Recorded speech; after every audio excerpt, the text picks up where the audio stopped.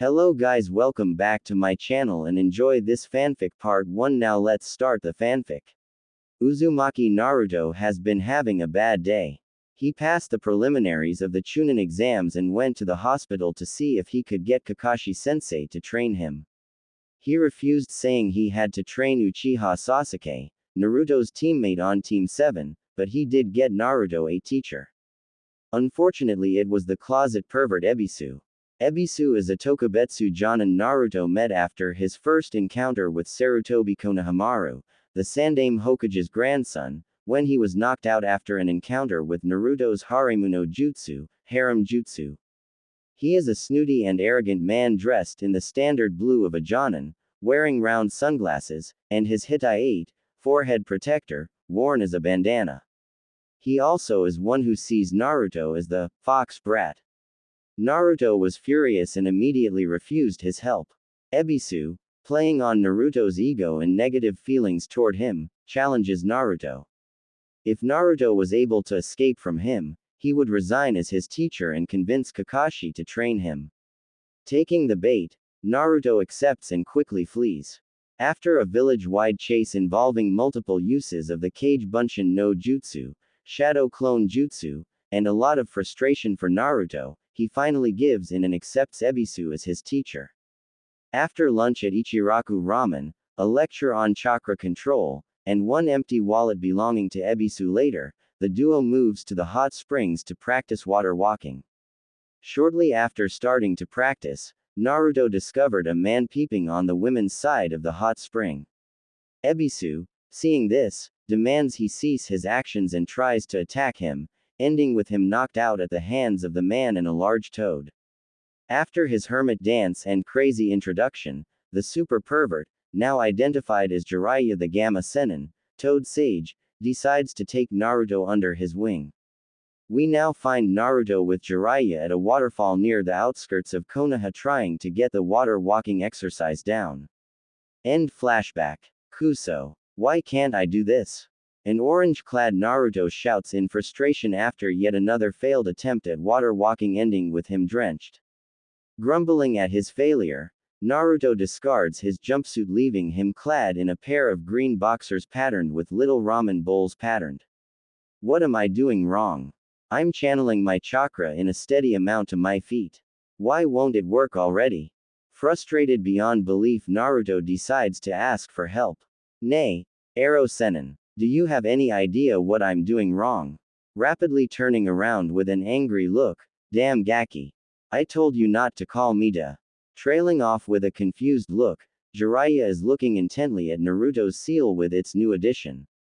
Why is there a Gogyo Fuin, 5 elements seal, over Naruto's Hake no Fuin Shiki, 8 trigrams seal?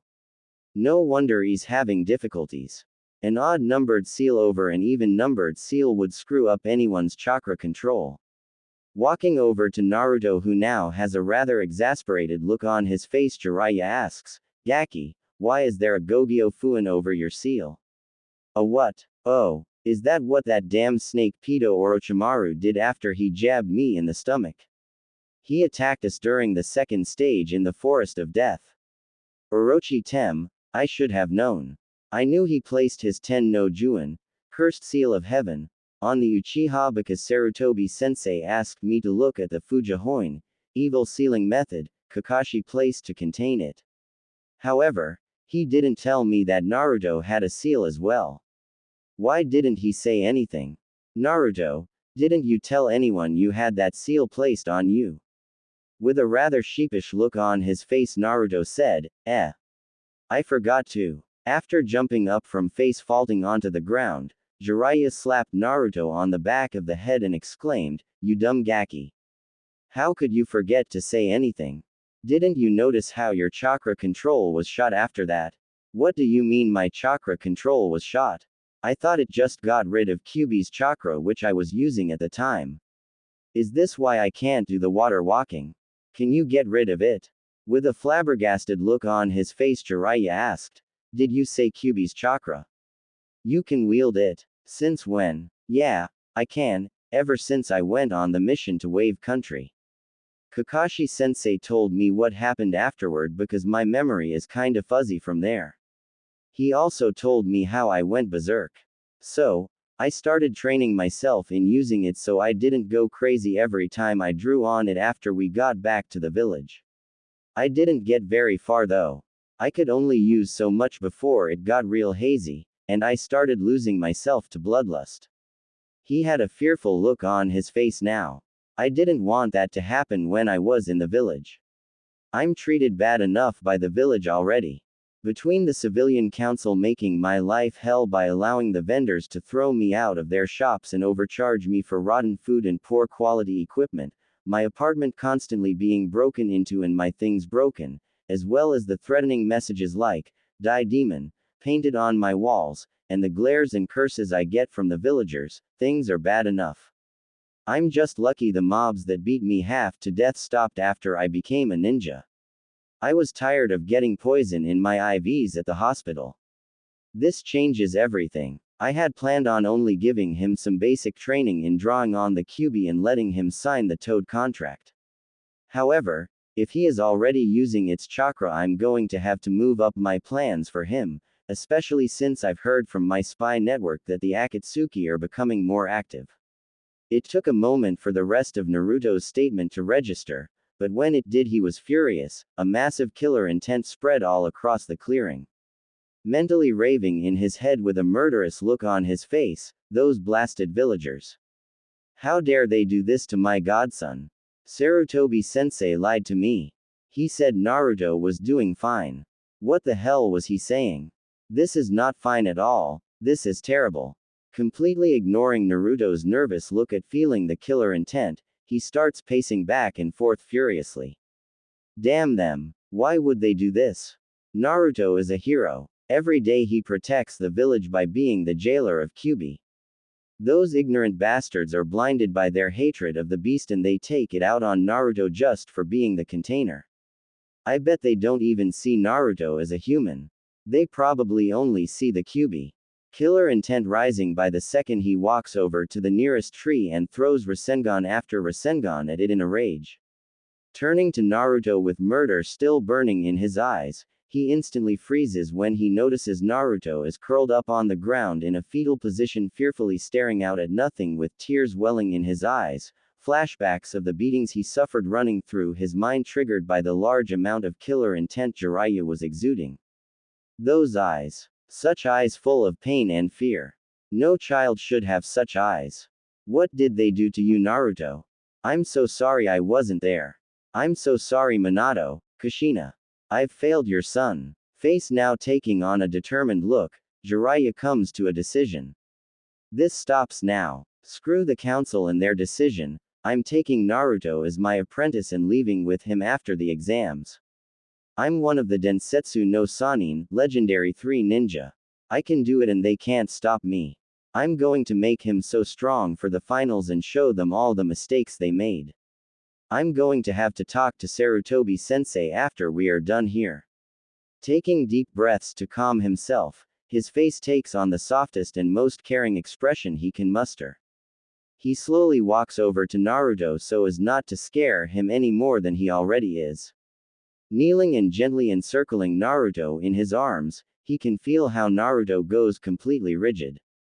It's okay, Naruto. I'm so sorry about that. When you told me what happened, I forgot myself for a moment there. Please calm down. I won't hurt you. I won't let anyone else hurt you anymore either. I will protect you from them. That is a promise. Just let it all out. I'm here and I'm not going anywhere. Naruto tentatively returns Jiraiya's hug, and when nothing else happens, he buries his face in Jiraiya's chest and cries. Sadness flowing out of him in waves, he weeps for his life and for all the pain, suffering, loneliness, and solitude. Gripping Jiraiya like he is his very link to life, Naruto reveals his pain to the world. The mask of happiness that he wore all his life is shattered. All the agony that he feels deep in his very soul he cries out to the heavens in his anguish. 2 hours later, eventually Naruto runs out of energy and falls asleep in Jiraiya's arms. Picking him up bridal style with tears running down his own face and feeling pain in his heart, Jiraiya leaps away to take Naruto home so he can go and think for a bit. After arriving back at the village, he decides to walk in order to get a feel of the villagers on his way to Naruto's apartment. While walking through the village, he can see the glares directed at Naruto and the muttering and pointing at Jiraiya. Channeling some chakra to his ears in order to hear what the villagers are saying, he is immediately disgusted by some of the things he hears.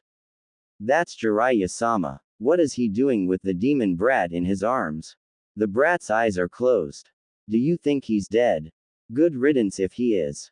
Yondaime-sama was Jiraiya-sama's student. Maybe he is going to finish his student's job and get rid of the demon.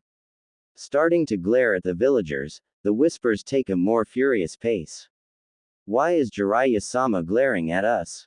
He should be happy the demon is hurt. I bet the blasted demon is corrupting the great Jiraiya-sama like he did with Hokage-sama. He should get rid of the brat before its taint spreads to him. Shaking slightly in his anger, he decides to take to the rooftops. If he stayed any longer, he might do something that would either put himself or Naruto in danger. Channeling chakra through his legs to move fast, he makes a beeline to Naruto's apartment. Entering the slums near the outskirts of the village, he comes upon Naruto's apartment.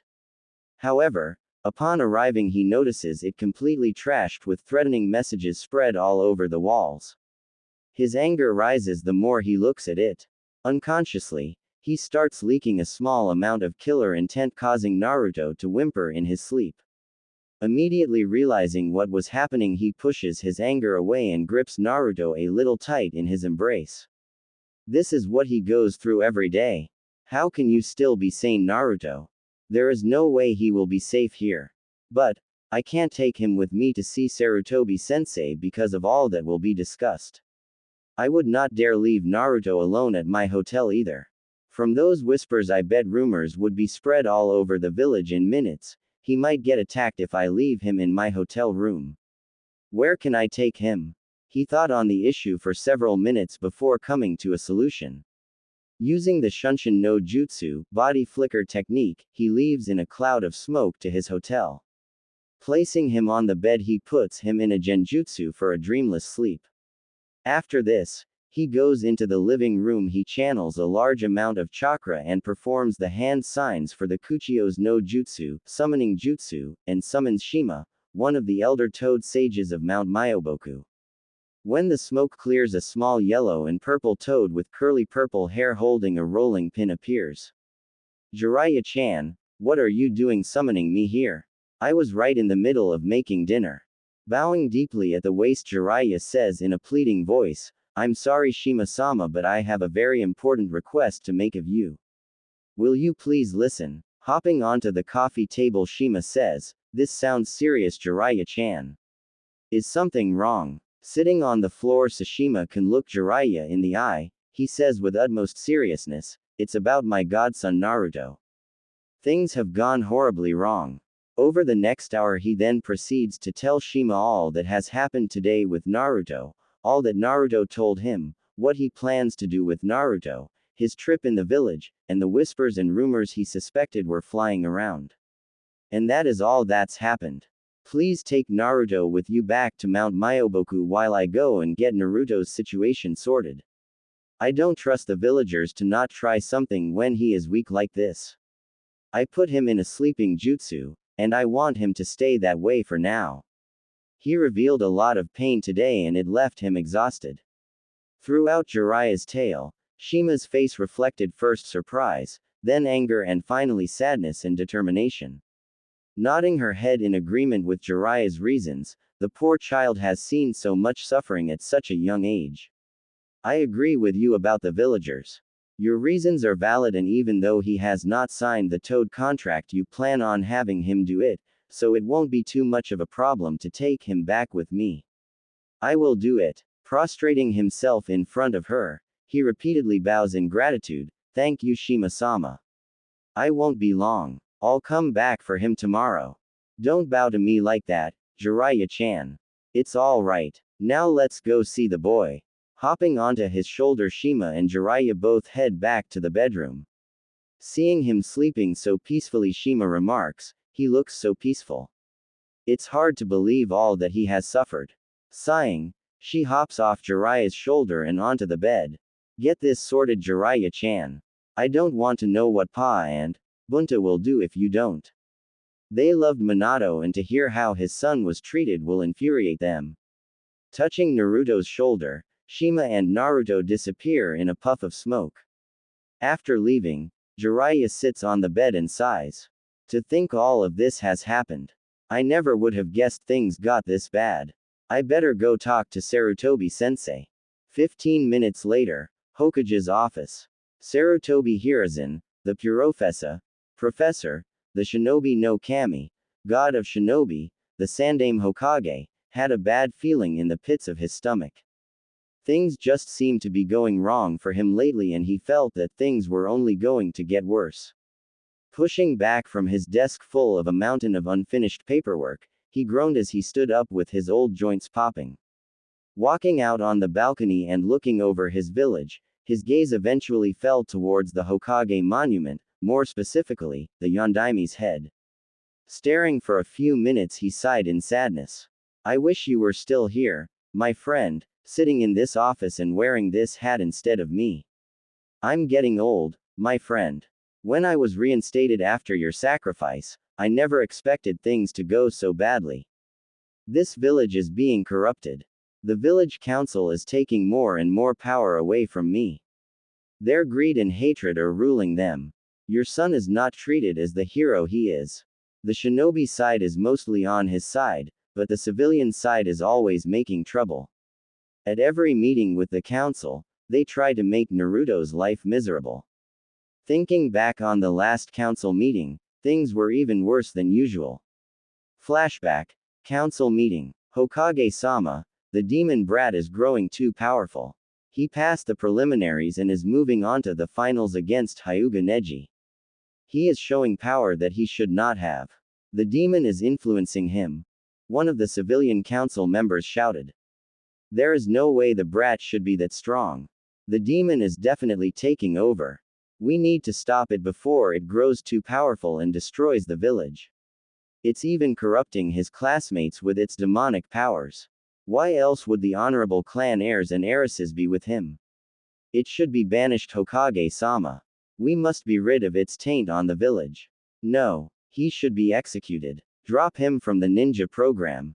Banishment. This went on for hours. The shinobi side could not even get in a word. The elders and Danzo were pushing for Naruto to be made a weapon to be controlled. With a growing headache, the Hokage slammed his fist on the table, releases a large amount of killing intent at the civilian council and shouts, enough. Naruto is a human boy, not a demon. There will be no killing, banishing, or dropping him from the ninja program.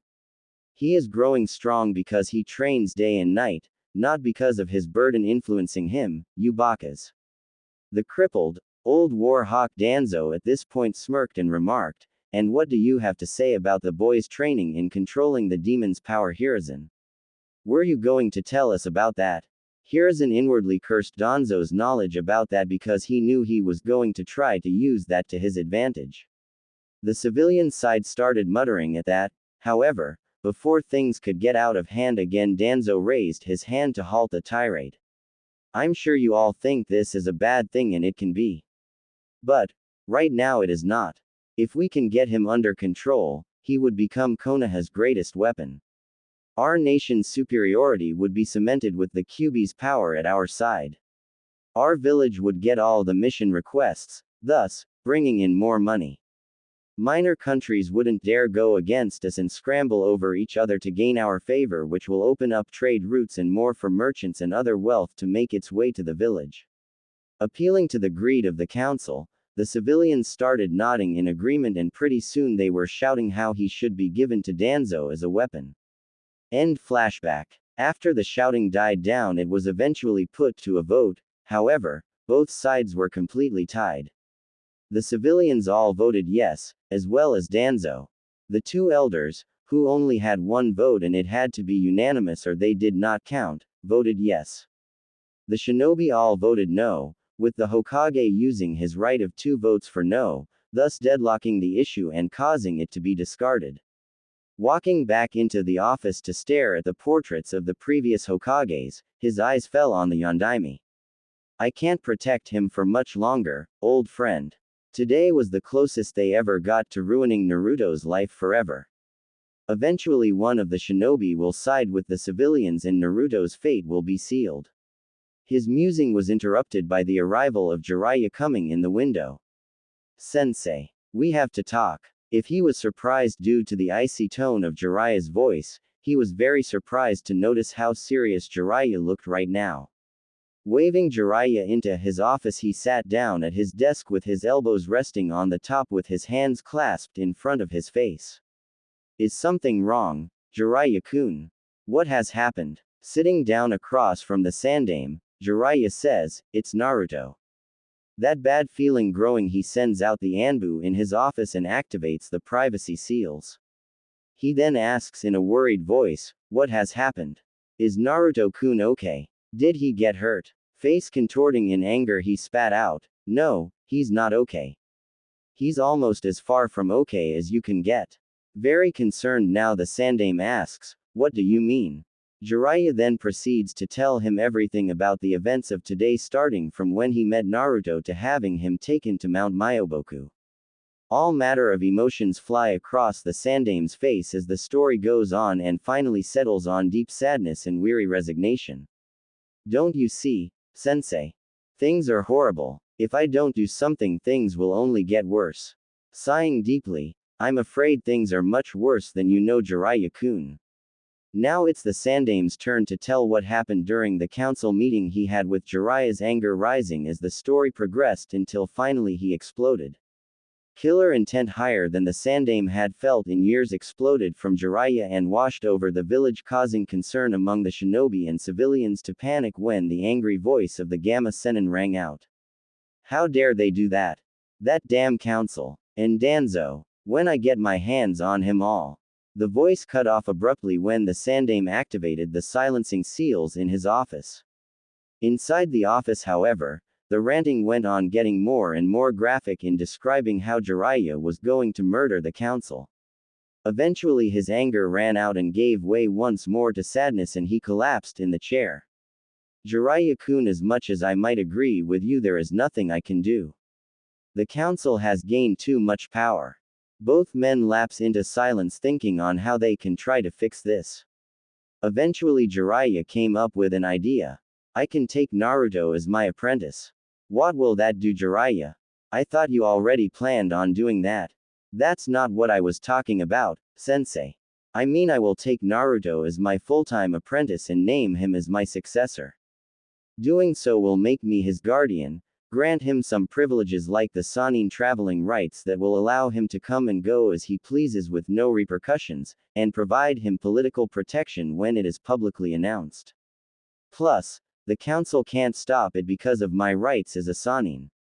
A Sannin answers only to the Hokage, not the greedy bastards on the council. The Sandaime thought it over thoroughly, lighting up his pipe while weighing the pros and cons of the decision, before finally agreeing. "It seems like that is our only choice. However, do you understand the repercussions this will have? Publicly acknowledging this will make Naruto many enemies both in and out of the village. The council is going to be furious. They will try anything to stop Naruto from leaving. They might even go after those he cares about." Jiraiya was nodding throughout this, then said, "I will talk with Naruto later, find out who it is that he cares for, and then find a way to discreetly warn them. They will not be caught in the crossfire of this without knowing what could happen." "That is a good idea, Jiraiya. However, there is one thing wrong here. Naruto-kun's classmates do not know about his tenant. You can be sure those who go after them will try to use that to their advantage. I thought of that and I have an idea, but you aren't going to like it. We may not have a choice." "What are you thinking?" "I want you to remove the law that prevents the older generation from talking about Naruto's burden." The Sandaime almost dropped his pipe in shock. "Jiraiya, are you insane? That is the only thing allowing Naruto a peaceful life in the village. If I do this, the older generation will poison the younger with lies and turn the rest of the village against him. I know that, but I have a plan to help prevent some of that. Besides, Naruto does not have a peaceful life in the village anyway. I'll bet I haven't heard even half of what has happened with Naruto growing up, and what I have makes me want to beat the villagers to a pulp. Wearily, the Sandaime says, "You're right. I've tried my best over the years to help him, but I'm blocked at every turn. What is your plan?" "I won't be able to prevent everybody from hating him, but I can at least try to save his friends. I know there is another Jinchuriki in the finals. I want you to talk to Naruto's classmates Senseis under the guise of advice about Jinchuriki due to one being in the finals.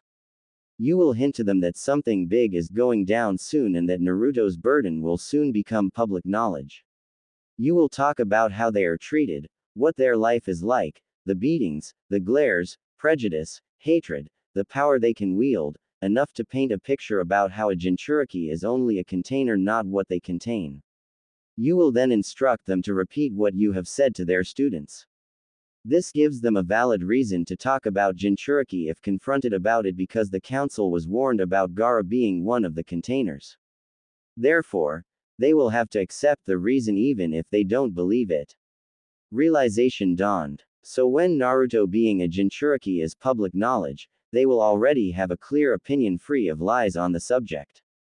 Plus, knowing what Naruto's life was like due to his burden will prevent them from being swayed by the lies they might be told, because the trust in the older generation will be shaken when the children realize what Naruto had to go through because of them, causing them to not believe the lies and side with Naruto.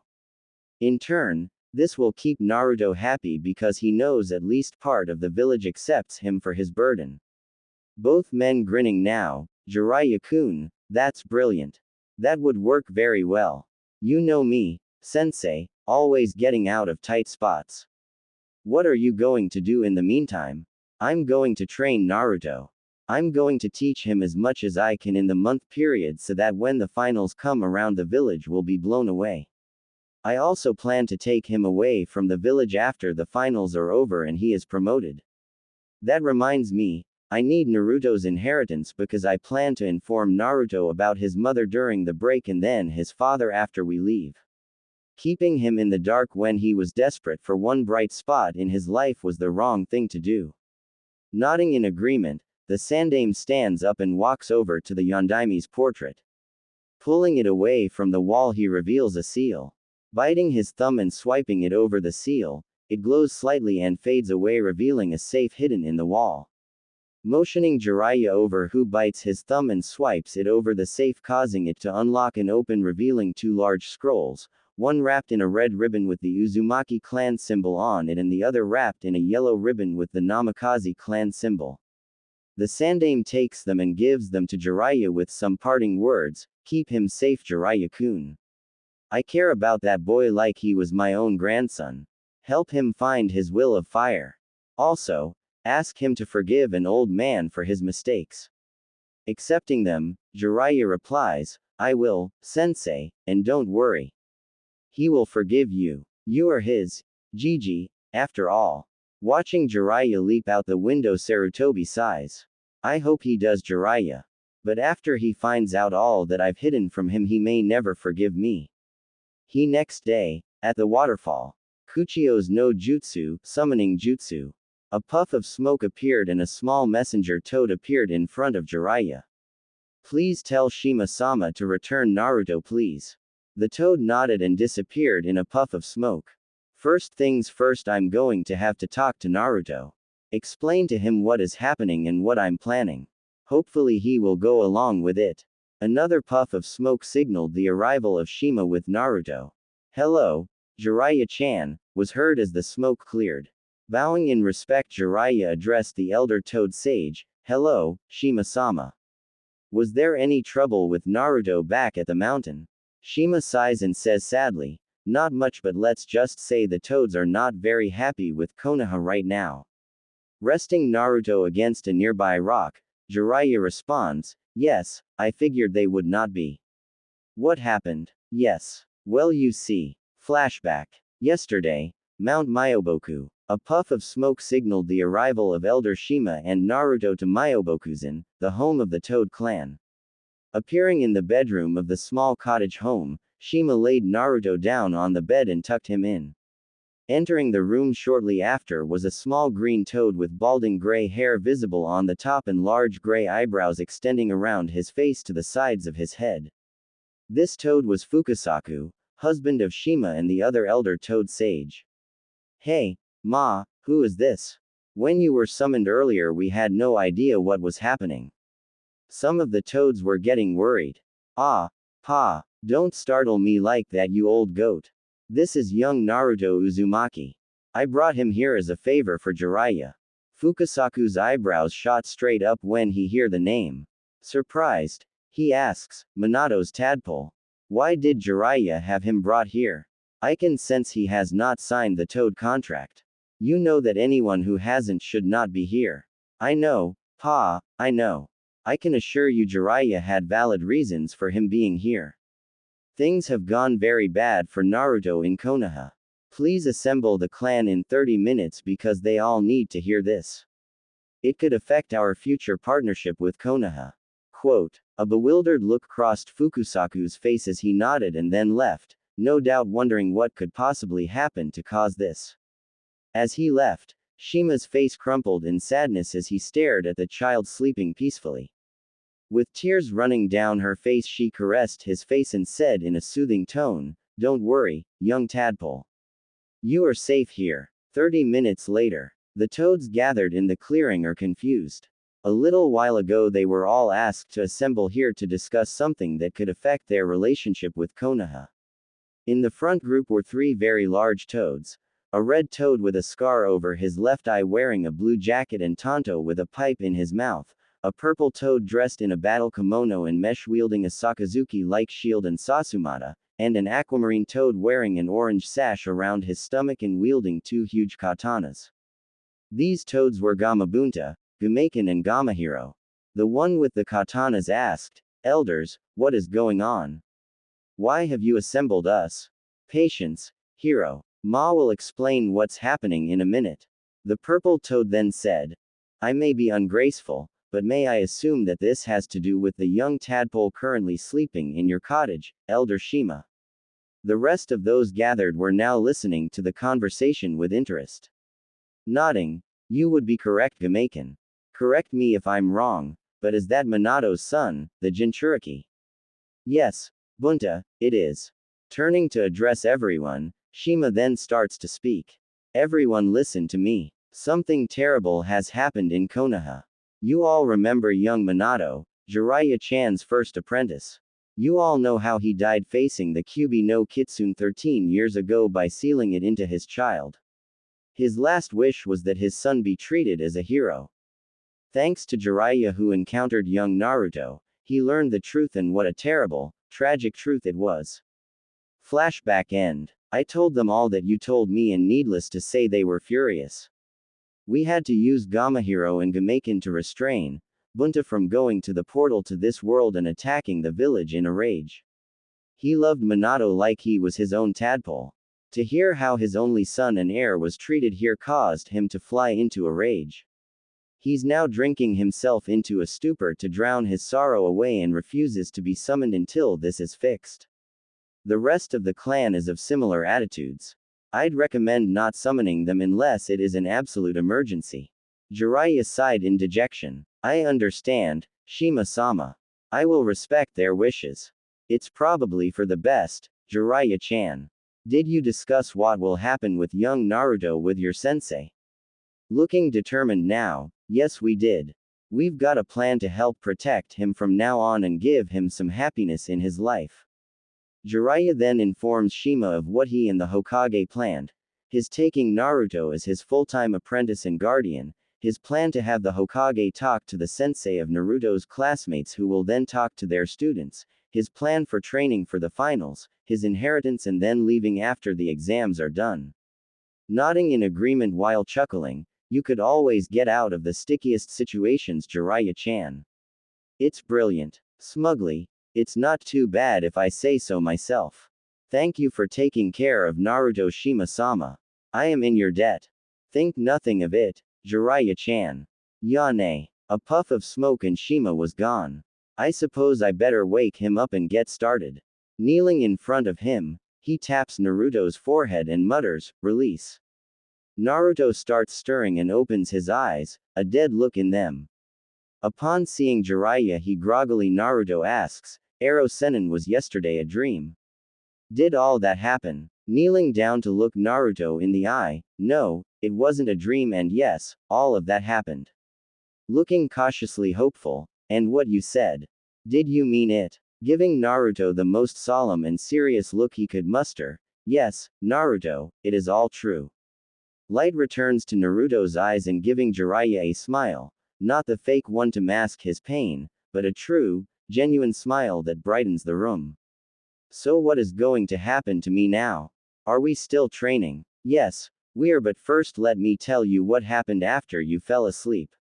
Then we can get started." Mood rising by the minute as Jiraiya gives a recap of all that has happened and what he plans to do, Naruto is overjoyed by the end of it all. Already knowing the answer but needing to get all the formalities out of the way, "So, Naruto, will you accept?" Jumping to his feet and bowing deeply at the waist, Naruto says with utmost respect and adoration in his voice, "I have only known you for one day and already you have done more for me than anybody ever has in my life. I am honored by your decision to train me as your successor and I humbly accept." "Thank you so much, Jiraiya-sama." Clapping his hands together and returning the bow, "No, Naruto, the honor is mine. I look forward to teaching you to the best of my abilities." Both standing up now, Jiraiya starts cracking his knuckles and says, "All right, Naruto, it's time to get started. I plan on training you into the ground every day until the finals. We need you to get as strong as possible, as fast as possible. I've got a training schedule in mind for you.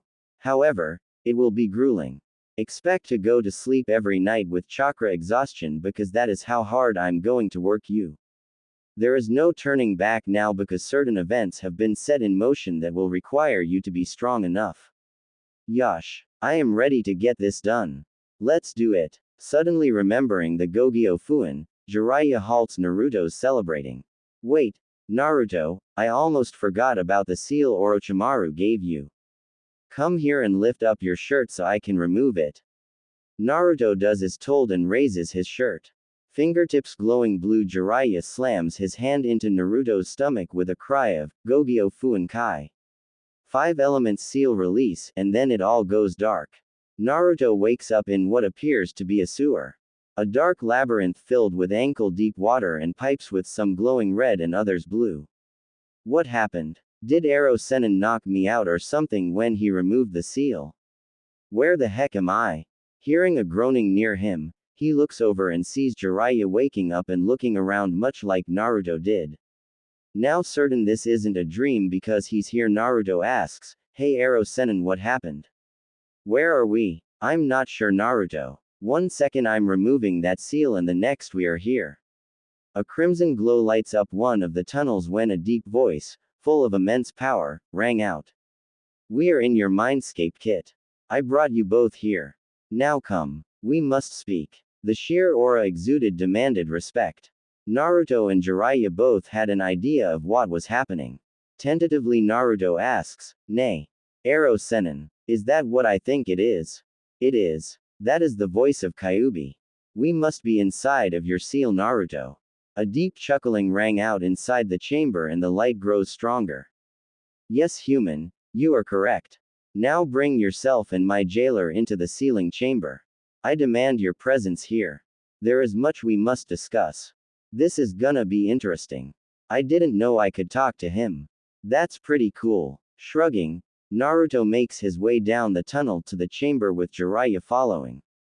Eventually, they come into an open room with a massive set of wrought iron gates locked together by a paper with the kanji for seal imprinted on it.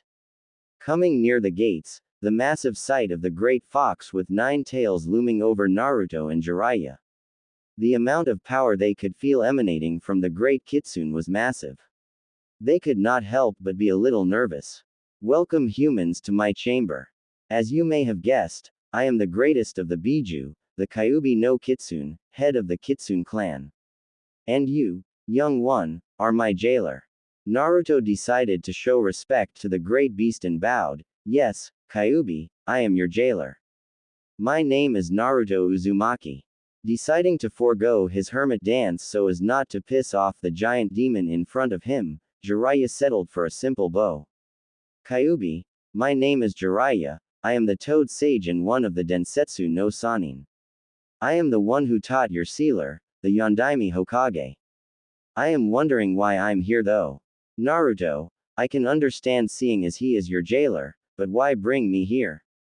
To thank you. Utterly flabbergasted that the most powerful being on the planet was thanking him, all he could ask was, why? What did I do? I've been affected by the remnants of a Mangekyo Genjutsu during my time as the Kit's jailer. The Genjutsu was disrupted when another seal was placed over the seal here. However, before I could regain my senses, I got completely sealed away by the one who reeks of snakes. You, when you released that seal, also managed to break the hold the Mangekyo held over me. For the first time in 13 years, I am myself again, and for that I thank you. During this time, Naruto is pondering something from Kyuubi's explanation. You've been under a genjutsu for 13 years. Does that mean you were being controlled when you attacked Konoha? Your suspicions are correct, Kit. Yes, I was controlled against my will when I attacked your village. I may be a greater demon full of anger, but I am the guardian of the land of fire as appointed by my creator, not its destroyer. So that means you never meant to attack the village. All of those people in my village hate you because you attacked, but you were forced to do it and you're innocent. Why would nobody realize this? Greatly surprised, his jailer does not seem to hold a grudge, but not showing it, Kyuubi shrugs and answers. Humans are ignorant in things they don't understand. Their intelligence is blinded by fear and hatred of me. Unfortunately, from what I've seen from your memories, they find an out for it all by targeting you, and for that I'm sorry. Wait a sec. How did you gain access to my memories? You only just met me. Jiraiya is also interested in this and turns for an answer. Did you not think drawing on my power would not have side effects? Every time you drew on my power, some of the haze from the genjutsu faded, showing me your memories. I've seen all you've experienced in your life, from the lowest of the low when you were beaten half to death all the way up to your feelings for the dark-haired ice woman that you tried to hide from her. Jiraiya, unfortunately, chose now to let his super pervert attitude into the light. With a rather lecherous grin on his face, now Gaki. What is this I hear? You have a girlfriend? Giggle giggle giggle. Turning red and stammering slightly, it's not like that, you big perv. I may like her, but there was no way we could be together.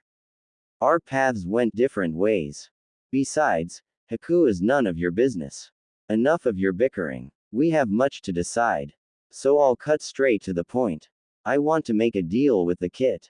Okay, that does not sound too bad. What kind of deal, Kyuubi? It involves the seal keeping me imprisoned here. I want. Please forgive the interruption, Kyuubi, but we can't free you. It would kill. Silence. I am aware of the cost of my freedom from this place, and don't you dare think I would try to free myself if it would harm the Kit. Our souls are linked by the seal through Shinigami-sama. If the Kit were to die, I would as well. I have no intention of that. Do not interrupt me again. I may be jailed, but I am a Biju and I deserve respect. Jiraiya, sweating profusely in his nervousness, bows, of course, Kyuubi-sama. Please forgive my disrespect. Naruto, having enough of the waiting, hey. I thought we were discussing a deal with me and the Kyuubi, so let's get back to business, shall we? I've got training to get done and I can't spend all my time here. My jailer is correct. Now, as I was saying before I was interrupted, I want to make a deal that involves the seal that binds you to me. First things first, I want access to your senses. As well as a mental link between you and me so we may communicate outside of the mindscape. In return, I will fix your body. Slightly concerned, Naruto asks, what do you mean, fix my body? What is wrong with it?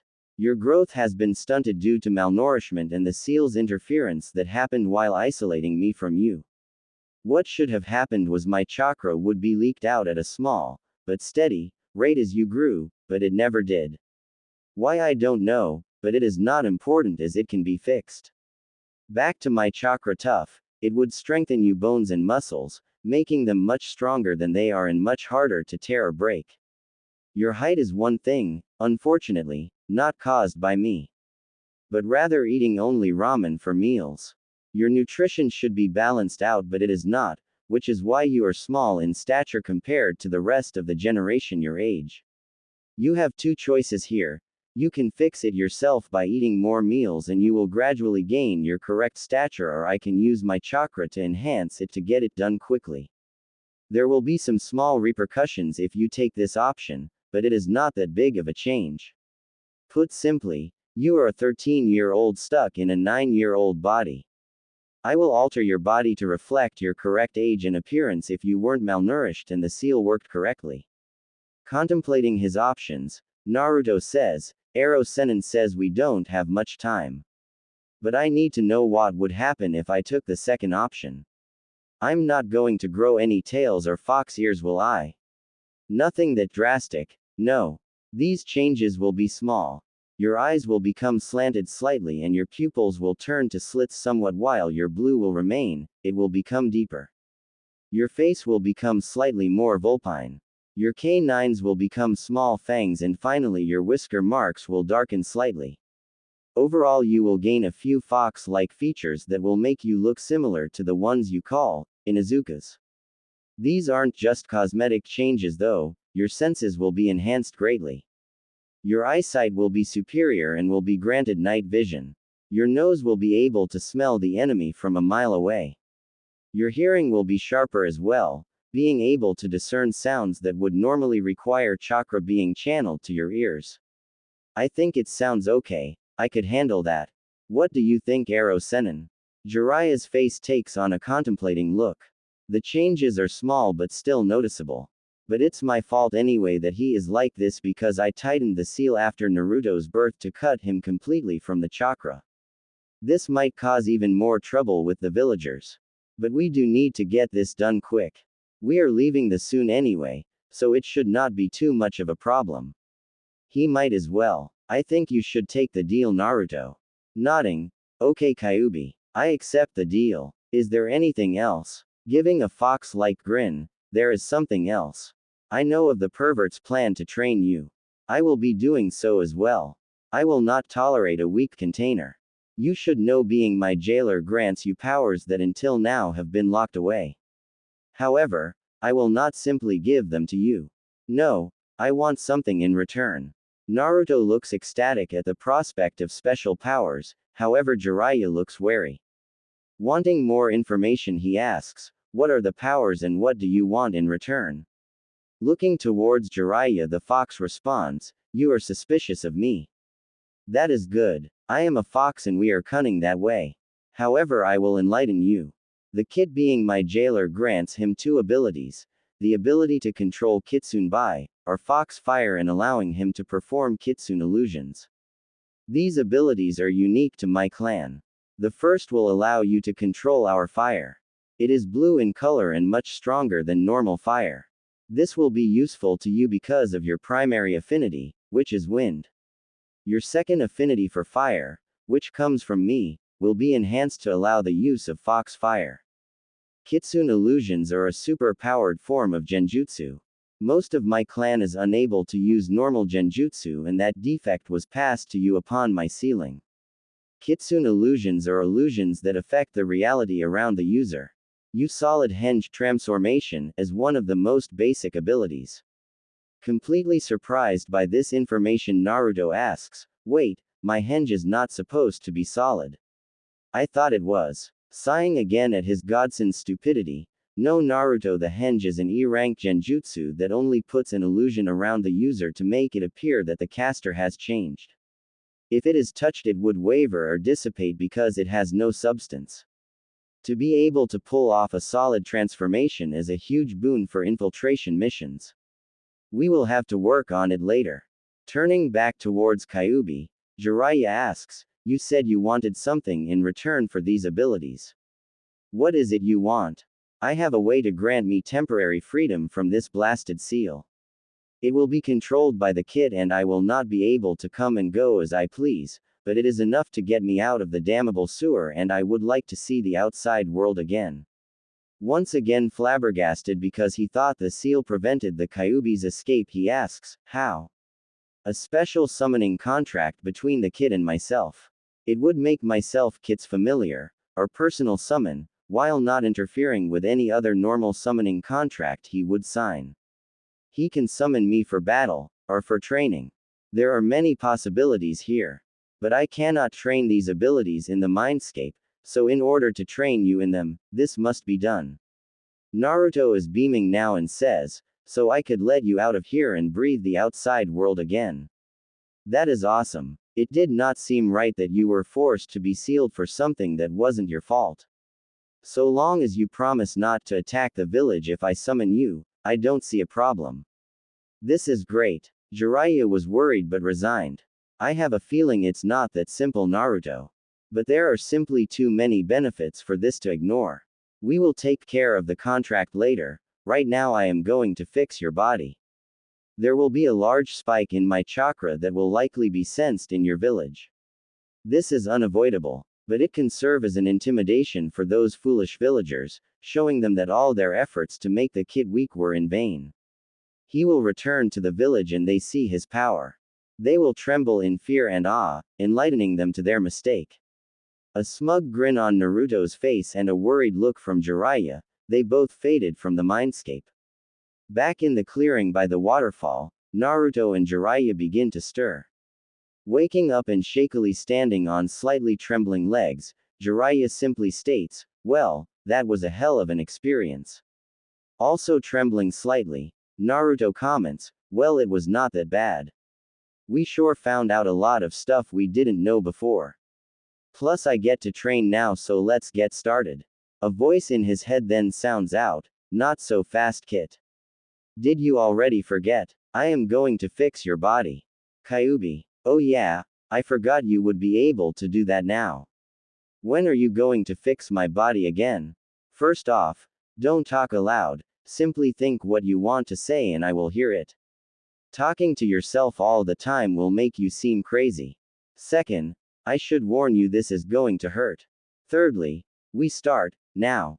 Watching this whole exchange, Jiraiya was confused, but then he remembered how Naruto allowed Kyuubi a mental connection in his head.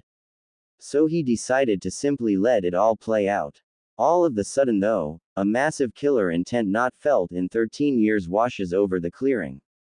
Naruto suddenly hunches over as red chakra surrounds his body. In a voice slightly altered by the demonic chakra, he reassures Jiraiya, who is looking worried. Don't worry, Arrow Sennin. The fox is just starting to fix my body. I'll be fin. Naruto's statement was cut off when the already rising killer intent exploded and a pillar of red chakra was sent into the sky and Naruto starting to scream in agony. Being knocked back by shockwave of the power releasing, Jiraiya can't help but be worried. Kyuubi wasn't kidding when he said this would be noticed miles around. Jiraiya at this point is trying to make his way towards Naruto but is having difficulties. Gah, I can hardly get close to him. This wind is so strong, and it burns. Pushing chakra into his limbs to push through the now gale force wind, Jiraiya is now standing in front of Naruto looking through the dense chakra. Inside he sees something that tears at his heart. Jiraiya can see Naruto floating slightly with his body rigid, arms and legs spread outward, face contorted in a silent scream of agony. Meanwhile back in the village, panic. Complete and utter panic ran rampant with the citizens of Konoha when the evil killer intent was felt and the pillar of red chakra rose in the distance for all to see. Civilians ran through the streets like a swarm of bees. Cries could be heard in the meantime. The demon is escaping. It's going to kill us all. We are going to die. In the Hokage's office we can see the entire room packed with terrified ninjas and the civilian and elder councils all panicking and demanding the death of Naruto. Hokage-sama, what is happening? The brat's releasing the Kyuubi. It's finally going to take revenge on us. The screeching voice of Haruno Sakiri, one of the prominent members of the civilian council, sounded above the din. I told you we should have killed the brat, Hokage-sama, and now look what happened. The demon has finally taken over and is going to kill us. While the ninja and civilian council were panicking, the elders had fallen silent because they noticed that the Hokage seemed fairly relaxed in all of this. Raising his hand and slamming it on the desk, Sarutobi roared, "Silence!" In the now silent room, Danzo spoke, "Hiruzen, what is the cause of such a massive release of Kyuubi's power? And why are you not worried about it? Do you know what is going on?" All eyes turn to the Hokage as he speaks clearly and lies to their face, though they don't know the last part. There is no cause for panic. I sent Jiraiya to oversee Naruto's training with the Fox's chakra. I told him to allow Naruto to go past his barrier and access as much as he could. Naruto came to me asking for help in controlling it because he could only go so far without losing himself to his bloodlust. So I offered Jiraiya and his skills in Fuinjutsu. I told him he would be able to practice without worry of repercussion, and in the event of a loss of control, Jiraiya would be able to suppress the beast. Standing up and turning to look out the window towards the pillar of power that is now starting to fade, the Sandaime continues, "Look. The power is starting to fade. Jiraiya has everything under control. Now leave and return to your duties after you calm the civilians running around in the streets in a panic. I warn you now, there will be no action taken against Naruto because of this, and if I catch so much as a whiff of trouble, everyone here and those responsible for whatever is done will be sent down to the torture and interrogation department to talk to Ibiki about following my orders." Grumbling about the demon brat, and how they can't give it what it deserves, the room starts to clear.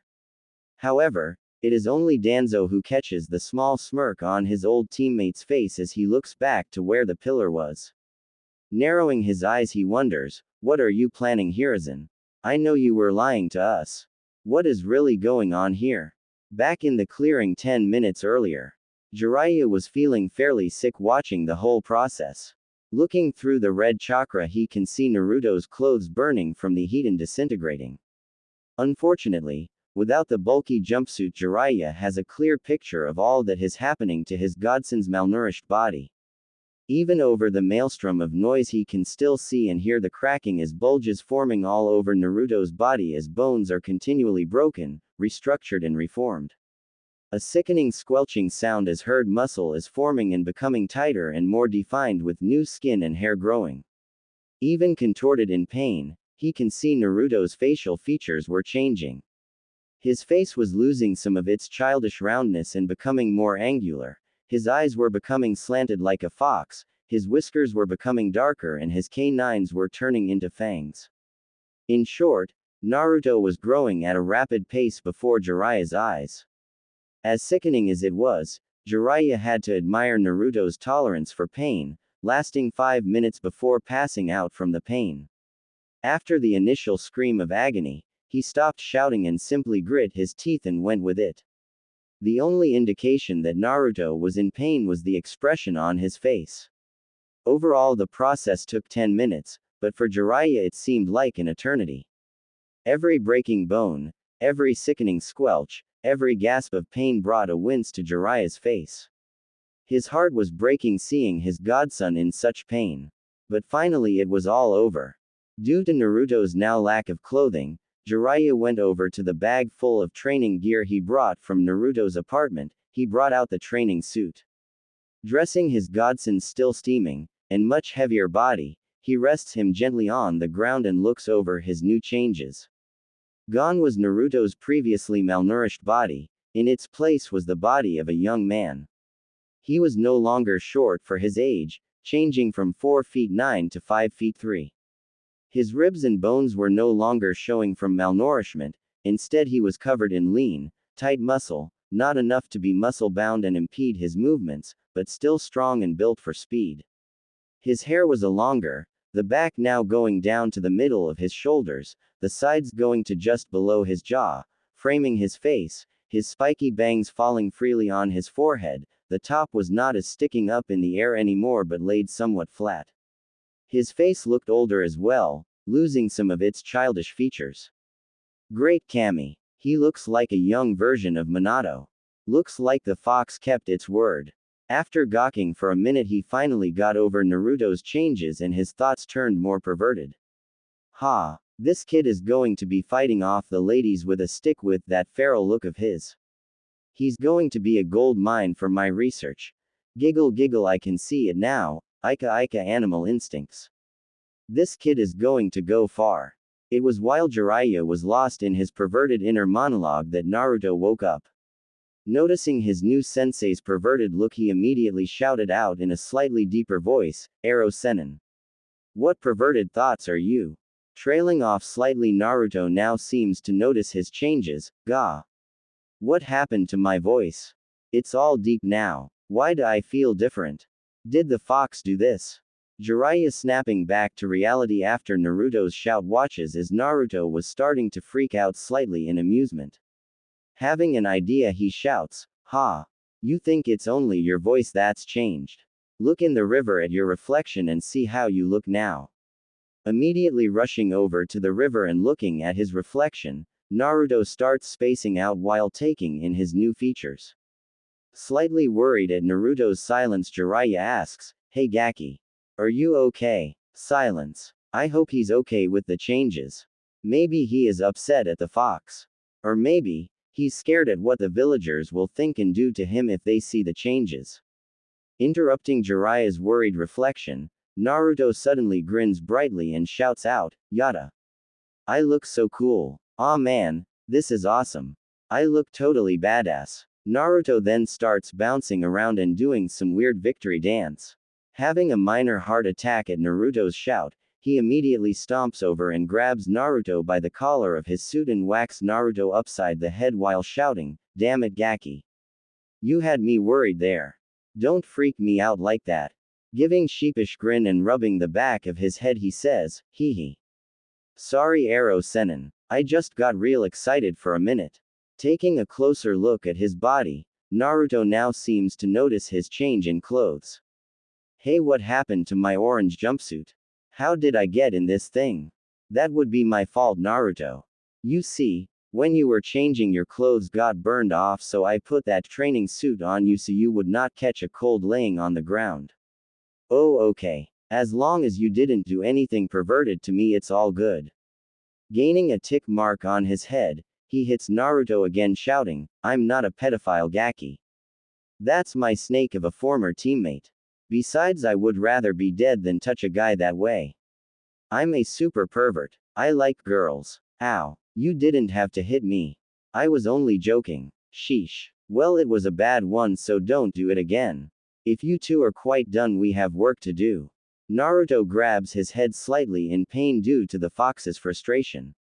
You okay, Gaki? Yeah, it's just the fox telling us to get to work. Growing serious, Jiraiya agrees. He's right. We have much to do and only a month to get it done. So let's get started. Is there anything we need to do before we get started?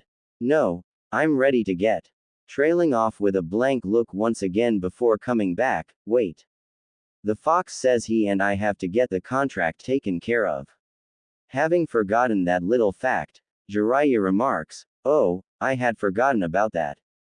Well, it's probably a good thing anyway. I've got to run some errands to get some things for your training. So while you're doing that, I'll go take care of that and be back later. Nodding, Naruto says, Okay, I'll see you when you get back. Jiraiya then makes a hand sign and vanishes in a swirl of leaves. Watching Jiraiya leave, Naruto now asks the fox what to do.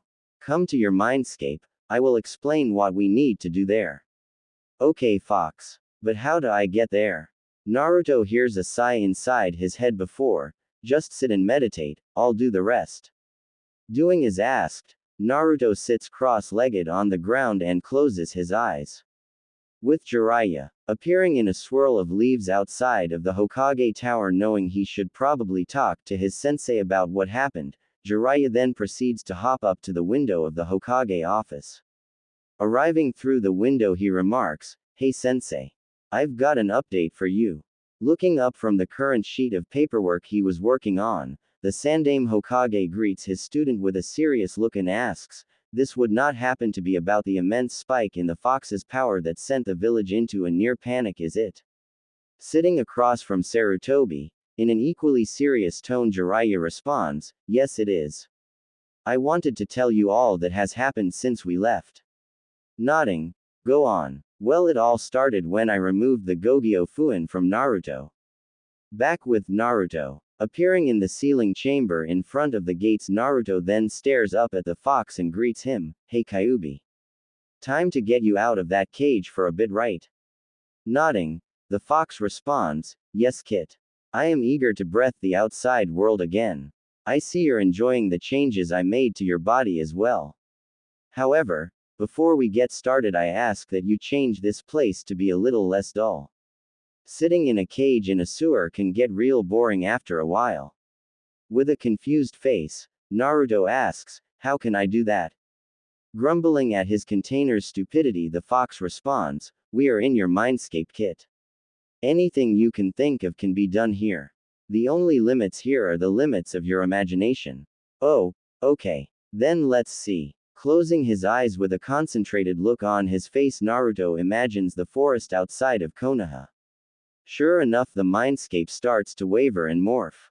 The stone floor became a grassy plain, the pipes became giant trees, and the ceiling became a blue sky with a few clouds for shade. Opening his eyes, Naruto starts staring in awe and his face lights up before noticing the bars of the cage are still there. Looking determined and closing his eyes again, Naruto starts concentrating on the bars with Kyuubi looking on in confusion. Upon seeing the bars of his cage changing, the fox, now understanding what Naruto was attempting, looked on in eagerness. Pretty soon the bars changed to form a large tree with the kanji for seal engraved in its bark. Breathing hard from the effort, Naruto then looks up to the Kyuubi and asks with a small smile, how's that? The Kyuubi then starts glowing. Watching in some fascination, Naruto watches as the Kyuubi shrinks in size until he is the size of a small horse. Kyuubi then relaxes and lays down on the ground and stretches out in a patch of grass. Letting out a sigh in satisfaction, he says, much better. Thank you. Wondering how the Kyuubi changed size, Naruto says, you're welcome. But how did you change size? Why did you not do that before? Giving Naruto a foxy grin, it remarks, and miss seeing the fear and awe on your face when you met me the first time. I don't think so. All foxes like playing pranks. I might be a biju, but I'm still a fox and so I like pranks as well. Grin growing, and when I'm free I'm going to show you how to really prank those villagers of yours. You and I are going to have a lot of fun. Nodding eagerly, that sounds like fun, but I'm not known as the prankster king of Konoha for no reason. You might be surprised at what I can think of. I almost pity the villagers for what we are going to do to them. Both chuckling at the mental images of the villagers being pranked to hell, it's Kyuubi who decides to start. Let's get this done then. The sooner I'm out, the sooner we can start your training. Growing serious, Naruto sits on the ground and starts listening as the fox explains. Now, as you know, we are going to make a summoning contract for me that will allow my freedom from the seal. It's a fairly simple process, so it should be done by the time the pervert gets back. Now, first thing we need is a blank summoning scroll. How are we going to get that? There is not much in here to use. Reaching out with one of his tails, Kyuubi then whacks Naruto on the head, sending him sprawling face down into the grass. Jumping back up and pointing at the fox, he shouts angrily, hey! What did you do that for? It was a serious question. Face palming, the Kyuubi responds, you baka. What did I just say about your mindscape and what you could do in it? You said I could change it and the only limits are my. Oh, I see what you mean now. Here. A blank summoning scroll then appears in between them and Kyuubi decides to continue explaining. As I was saying, now you need to place some blood on the scroll. Take a kunai and slice your hand and squeeze the blood over the scroll. Naruto does as instructed. Now I'm sending you a mental image of the hand signs you need to weave. Do you have them? Naruto nods. Good. While I run my chakra into the scroll, channel your own chakra, run through those hand signs and slam your hand down into the blood, releasing all the chakra you build up into the scroll. Okay, but I was wondering what the last hand sign was. I've never seen it before. It's the hand sign for demon. Only those with a demon's chakra flowing in them can use it to any effect. Satisfied, Naruto follows the instructions. After releasing his chakra into the scroll, it started glowing with a mixture of red and blue, and the blood started spreading across the scroll in intricate patterns Naruto had never seen before. Eventually the glow died down and Kyuubi says, "Contract complete." As soon as the fox spoke, Naruto's arms started burning and smoking. Closing his eyes, Naruto grit his teeth so as not to cry out. Feeling the pain dissipate, he looks down at his arm that now holds a tattoo on his arm with 9 tails curled into a spiral similar to the swirl symbol on the back of his jumpsuit and an image of Kyuubi's head in the center. Forestalling Naruto's question, Kyuubi says, "That is a summoning tattoo. It is what symbolizes our contract allowing you to summon me." "Great. What do I do now, Kyuubi? I sense the pervert has not returned, so leave the mindscape and wait for him. When he returns, tell him the contract was mad and then summon me." "Okay, how do I summon you?" "Bite your thumb and swipe some blood across the seal, channel some of my chakra and then slam your hand onto the ground shouting, 'Oni Kuchio's no Jutsu, demon summoning jutsu.'" "All right, see you in a few minutes." Naruto fades out of his mindscape and back into the clearing. Jiraiya back in the Hokage office. "And that is when I left him to get the contract done." Jiraiya blew out a breath and sat back in his chair. The Hokage was speechless. The story sounded so crazy, yet he had a feeling it was all true. Jiraiya and Naruto met Kyuubi. Kyuubi was under a genjutsu when it attacked the village. Kyuubi wants to help Naruto. Kyuubi aged Naruto's body 4 years in 10 minutes. Naruto can summon the Kyuubi. It was all too much and Sarutobi's brain shut down. Jiraiya was getting a little worried when the silence stretched on. "Maybe I broke him. It is kind of a lot to take in." Waving his hand in front of Sarutobi's face, Jiraiya asked, Sarutobi-sensei. "Are you in there, sensei?" Eventually the Hokage's brain rebooted and he asked to confirm once again, "You're not joking, are you, Jiraiya?" "That is all completely true. Completely, sensei." Sighing, the Hokage responded, "I was afraid of that. You're absolutely certain there is no danger to the village? You don't think the Kyuubi was lying?" "I was worried at first, but it seems sincere. I don't think there is any danger." "Very well then, Jiraiya. Just be careful." "Sure thing, sensei. I better get going. I have to get some supplies before I go back to the clearing." Jiraiya then leaves out the window and towards the marketplace thinking about all the things he needs to do. "I have to get him a new outfit. That orange jumpsuit has to go. He's going to need some weights for taijutsu practice. Going to have to go to the Higurashi ninja shop for that. I should probably get him some books on sealing and basic fuinjutsu supplies while I'm there. Sealing is in his blood being an Uzumaki, and when he finds out about his mother I bet he will be even more interested. Finally, I need to teach him some basic ninjutsu. Won't be too hard. I can take care of that. Plus the training in those abilities Kyuubi was talking about. This is going to be a long month." Arriving at the Higurashi ninja shop, he walks in and the door rings, signaling his entrance. Looking over at the counter he sees a young girl in a Chinese-style shirt and hair up in 2 buns polishing a katana. Looking up when he enters, the girl grows wide-eyed at his presence. Jumping up and bowing, the girl says, "Jiraiya-sama. It's an honor to have you in our store. My name is Higurashi Tenten. Is there anything I can help you find?"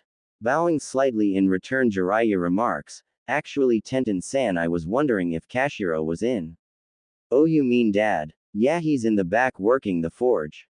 I'll go get him." Deciding to start looking around while waiting, Jiraiya eventually hears a booming voice behind him. "Ah, Jiraiya-sama, it's been years since y'all last been here. It's great to see ya again." Turning around he sees a bear of a man. Higurashi Kashiro, a former ninja who retired due to injury in the Third Shinobi War, is very tall and muscular with a barrel chest and massive arms covered in scars and burn marks that only comes from blacksmithing, a weathered face and long black hair with streaks of gray bound by a leather strap showing his age. Smelling of smoke and clothes covered in soot. Though imposing, the man has a mile-wide smile on his face as he greets his old friend. An equally large grin on his own face, Jiraiya shakes the man's large hand says, "It's been too long, Kashiro. And how many times have I told you to drop the sama? I told you, just because I'm a Sanin doesn't mean you have to address me like that. We go way back to my genin days." Laughing loudly, Kashiro responds, "Only every time I see ya, Jiraiya. But I'm sure ya didn't come here to reminisce about old times. Now what can I do for ya?" Growing serious, Jiraiya looks Kashiro in the eyes and says, "It regards his legacy."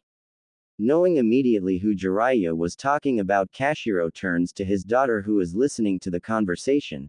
"Ten-chan, would you please go deliver the batch of training weapons to the academy while Jiraiya and I borrow the shop for a bit?" Confused, but resigned, she responds, "Okay, Dad. I'll be back in an hour." Leaving and switching the sign to closed on her way out, Kashiro then asks, "So it's time already, huh?" "Yes. Things are happening that are making me move up my plans for Naruto. I have to train him and get him strong enough to survive what is about to happen. I've met young Naruto several times already, he always seemed like such a nice boy. But I know some of the things that have happened to him and quite frankly it disgusts me. I'm happy to help Jiraiya. I owe Minato a debt that I could never repay. The least I can do is help his son. I know. I just found out the whole story from Naruto and Sarutobi-sensei. Let's just say things in the village are going to be very exciting come the finals. I'm sure. Now what is it you need?" "I'm needing a new outfit made for Naruto. 5 sets of them will work and I've already got what I want written down. That orange jumpsuit makes Naruto a walking target and he needs to blend in more." Handing Kashiro the paper with the specifications, he looks it over and nods. "I can have this done in a few weeks. What else?" Nodding, "Yes, about 5 will do. Also, Naruto and I are going to leave after the finals, so I need the long-term training package. Training clothes, with slots to put weights in. Don't worry about them being chakra weights, I can draw the seals myself. A full set of kunai and shuriken. Some basic fuinjutsu scrolls and supplies. Also a practice sword for kenjutsu. I'm going to give Naruto his mother's inheritance and I'm sure he is going to need it. Finally, I need some sealing scrolls to store everything." As Jiraiya was listing the items, Kashiro was grabbing them off the shelves and piling them on the counter. Pulling out his wallet to pay for the items, Kashiro waves it away. "It's on the house, Jiraiya. I've gained plenty of business from Naruto over the years and this is the least I can do to help repay my debt." Bowing to the man, Jiraiya said, "Thank you, my friend. There is one more thing though. I need a batch of Minato's special order to be made and picked up before we leave. I will pay double for your speed and discretion." Eyes widening, Kashiro whispers, "So you are going to teach him that? Very well. I'll have it done and ready by the time you have to leave. Be careful." Bowing once again, Jiraiya heads towards the door with the large scroll full of supplies. Before he leaves he says, "You too, Kashiro. I won't forget this. Thank you." And then he was gone in a swirl of leaves after the door closes. With Naruto back at the clearing. "Kuso. What is taking that pervert so long? I swear if he is peeking again I'm going to beat the crap out of him. Cease your senseless ranting, he is here." A swirl of leaves announced Jiraiya's arrival with a large scroll tucked under his arm. Waving, "Hey Naruto. I'm back. Sorry it took so long, I was talking with Sarutobi-sensei and got held up. How did things go with the fox?" Accepting Jiraiya's excuse and calming down, Naruto responds, "It's done. I was just waiting for you to get back before I summoned him." "What is in the scroll, by the way?" Waving it off, "It's just some supplies for your training. Go ahead and summon Kyuubi. I want to see how this works. Only channel a medium-sized amount of my chakra kit. You don't want to summon me full size and cause a panic." "Okay, Fox. Good idea. Walking over to a large open space, Naruto bites his thumb and swipes some blood across the tattoo on his arm. He starts channeling a moderate amount of the fox's chakra and feeling a pull in his stomach. He slams his hand on the ground and shouts, Oni Kuchio's no jutsu. A large puff of smoke erupts in the clearing and a deep booming voice is heard, ah. It is good to be free of that blasted seal. The smoke cleared, revealing a 10-foot tall Kyuubi. Turning to the gaping duo, Kyuubi says, time to begin. Coming out of their stupor, Jiraiya turns to Naruto and says, he is right. We have a lot to do. Now let's go sit down and I'll tell you what is going to happen. The trio sits down in the shade of some trees and Jiraiya begins speaking. First things first. Naruto, while we are teaching you, you will address us with respect and call us Jiraiya-sensei and Kyuubi-sensei. Second, you will do as ordered and not complain. The training will be brutal, but it is necessary. Gazing at Naruto in seriousness, he receives a nod in understanding. Good. Now first I am going to tell you the key to our training is in Ukage Bunshin. As you may or may not know, the Kage Bunshin no Jutsu has the ability to transfer any and all information gained by the clones to the original. I know you can make hundreds of clones at once and that is what we are going to do every day. Surprised at this information and more than a little excited at the possibilities this offers, Naruto nods eagerly. Every day you will start by making 300 clones. You will divide them into equal groups of 10 and have them work on different tasks. I will create 10 shadow clones to work with these groups. The original you will work with Kyuubi and myself. Group 1 will practice chakra control. This group will practice tree and water walking, as well as kunai balancing. Groups 2 and 3 will work on the ninjutsu I will teach you. Groups 4, 5 and 6 will work with Kyuubi in training your special abilities. Is that enough, Kyuubi? It will work enough to get the basics down. But I want to train him in the Kitsune Taijutsu style as well. Alright. In that case, I will let Group 7 and 8 work on that with you. Are you able to make clones? To help with the groups? Yes, I can split my power by the number of tails. In my case, 9. Okay, that works out well. Now, Group 9 will be reading Fuinjutsu theory and Group 10 practicing your Kenjutsu skills. The Uzumaki clan was renowned for their sealing and Kenjutsu skills and it's time you started learning. Now you, yourself will be spending time meditating to sort through the clones' memories and practicing what they learned with either myself or Kyuubi. This will go on for 3 of the 4 weeks we have to train. The final week will be for review and rest, and a surprise I will reveal to you as an award if you work hard and make sufficient progress. Do you have any questions? Nodding, Naruto says, yeah, I do. What do you mean about the Uzumaki clan? I did not know there was one. Incredibly surprised, Jiraiya asks, you mean you don't know? The Uzumaki clan's history is important in the founding of Konoha. Did you not learn about that in the academy? Shaking his head, no, I didn't. They did not mention anything about it. Who were they? They sound important. Speaking up, the Kyuubi says, I know much about your clan kit, seeing as all my previous hosts have been Uzumaki. Desperate for knowledge of his origin, Naruto pleadingly asks, will you please tell me about the Kyuubi-sensei? Nodding, Kyuubi begins his explanation. Many years ago the Uzumaki are the royal family of Uzushiogakure, village hidden by whirling tides, a village on an island located in the land of whirlpools. The Uzumaki are distant blood relatives of the Senju clan, and as such, were on good terms with each other. So when the Senju and Uchiha clans decided to begin negotiations after much battle and death, the Uzumaki were called in as peacekeepers. When negotiations were over and Konoha was formed, an alliance was formally created between Uzu and Konoha by way of political marriage. Uzumaki Mito was given to Senju Hashirama, the Shidaime Hokage. On a side note, Mito was my first host. Unfortunately, a tragedy befell the clan. The Uzumaki were famous for their longevity and knowledge of seals, also to a lesser extent, their Kenjutsu skills. This caused them to gain many enemies. They were a small village, but their power rivaled that of the Great Five. Most of the other major villages feared that. So an alliance consisting of Iwa, Kumo, and Kiri was formed. They banded together and launched an assault on Uzu, destroying the village and killing all but a few. They sent for help from Konoha, was sent reinforcements led by Uzumaki Kushina, heir to the throne of Uzu, who was in Konoha a few days before the massacre. Unfortunately, they arrived too late. After slaughtering the enemy still there, they discovered all who survived were scattered to the wind. I don't know much more than that. Jiraiya interjects with, this is what triggered the start of the Second Shinobi War.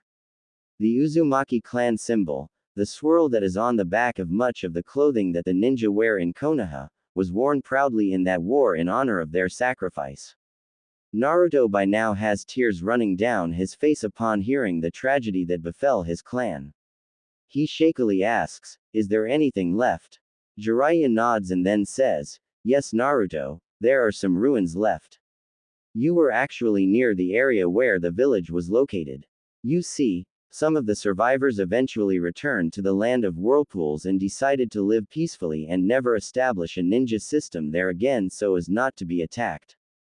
The name was then changed to what is now the Land of Waves.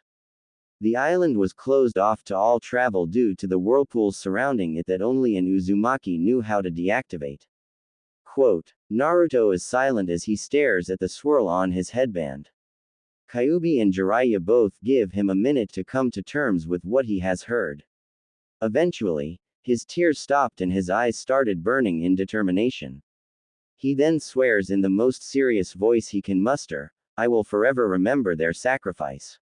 In their honor I will learn all I can of their arts and become the next Uzumaki seal master. I will eventually return to my ancestors' homeland and rebuild it to its former glory. I swear this on my ninja way. Nodding in satisfaction, Jiraiya then asks, is there anything else before we start? Naruto shakes his head no.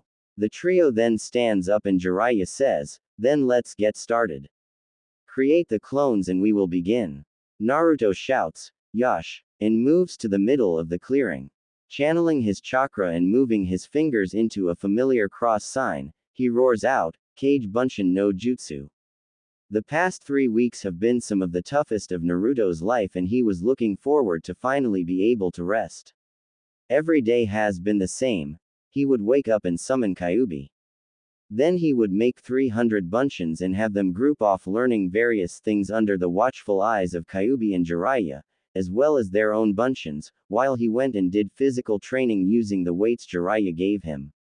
Then every 5 hours, Naruto would meditate and slowly disperse the groups of Bunshins and assimilate their knowledge. He would then create more Bunshins and start the process over again while he went and practiced what they learned, and continue this until it was time to sleep. I had all paid off though. Naruto was the strongest he'd ever been in his life. Under Kyuubi's tutelage he learned how to utilize his enhanced senses. He can also create and control fox fire. He was only at an intermediate level. He had no problem creating and channeling it like he would normal fire, but the jutsu he used were low in number. He could also manipulate it to cover parts of his body for use in his taijutsu. He also started delving into kitsune illusions. But they were complicated and he did not get very far, only at a beginner's level, being able to do basic illusions such as Kitsune no Sakaku, Kage no Karuku Kitsune Illusion, Cloak of Shadows, and Kitsune no Sakaku, Naizu no Kiksuki Kitsune Illusion, False Insanity. The Kitsune style taijutsu was a different story. He took to it like a fish to water.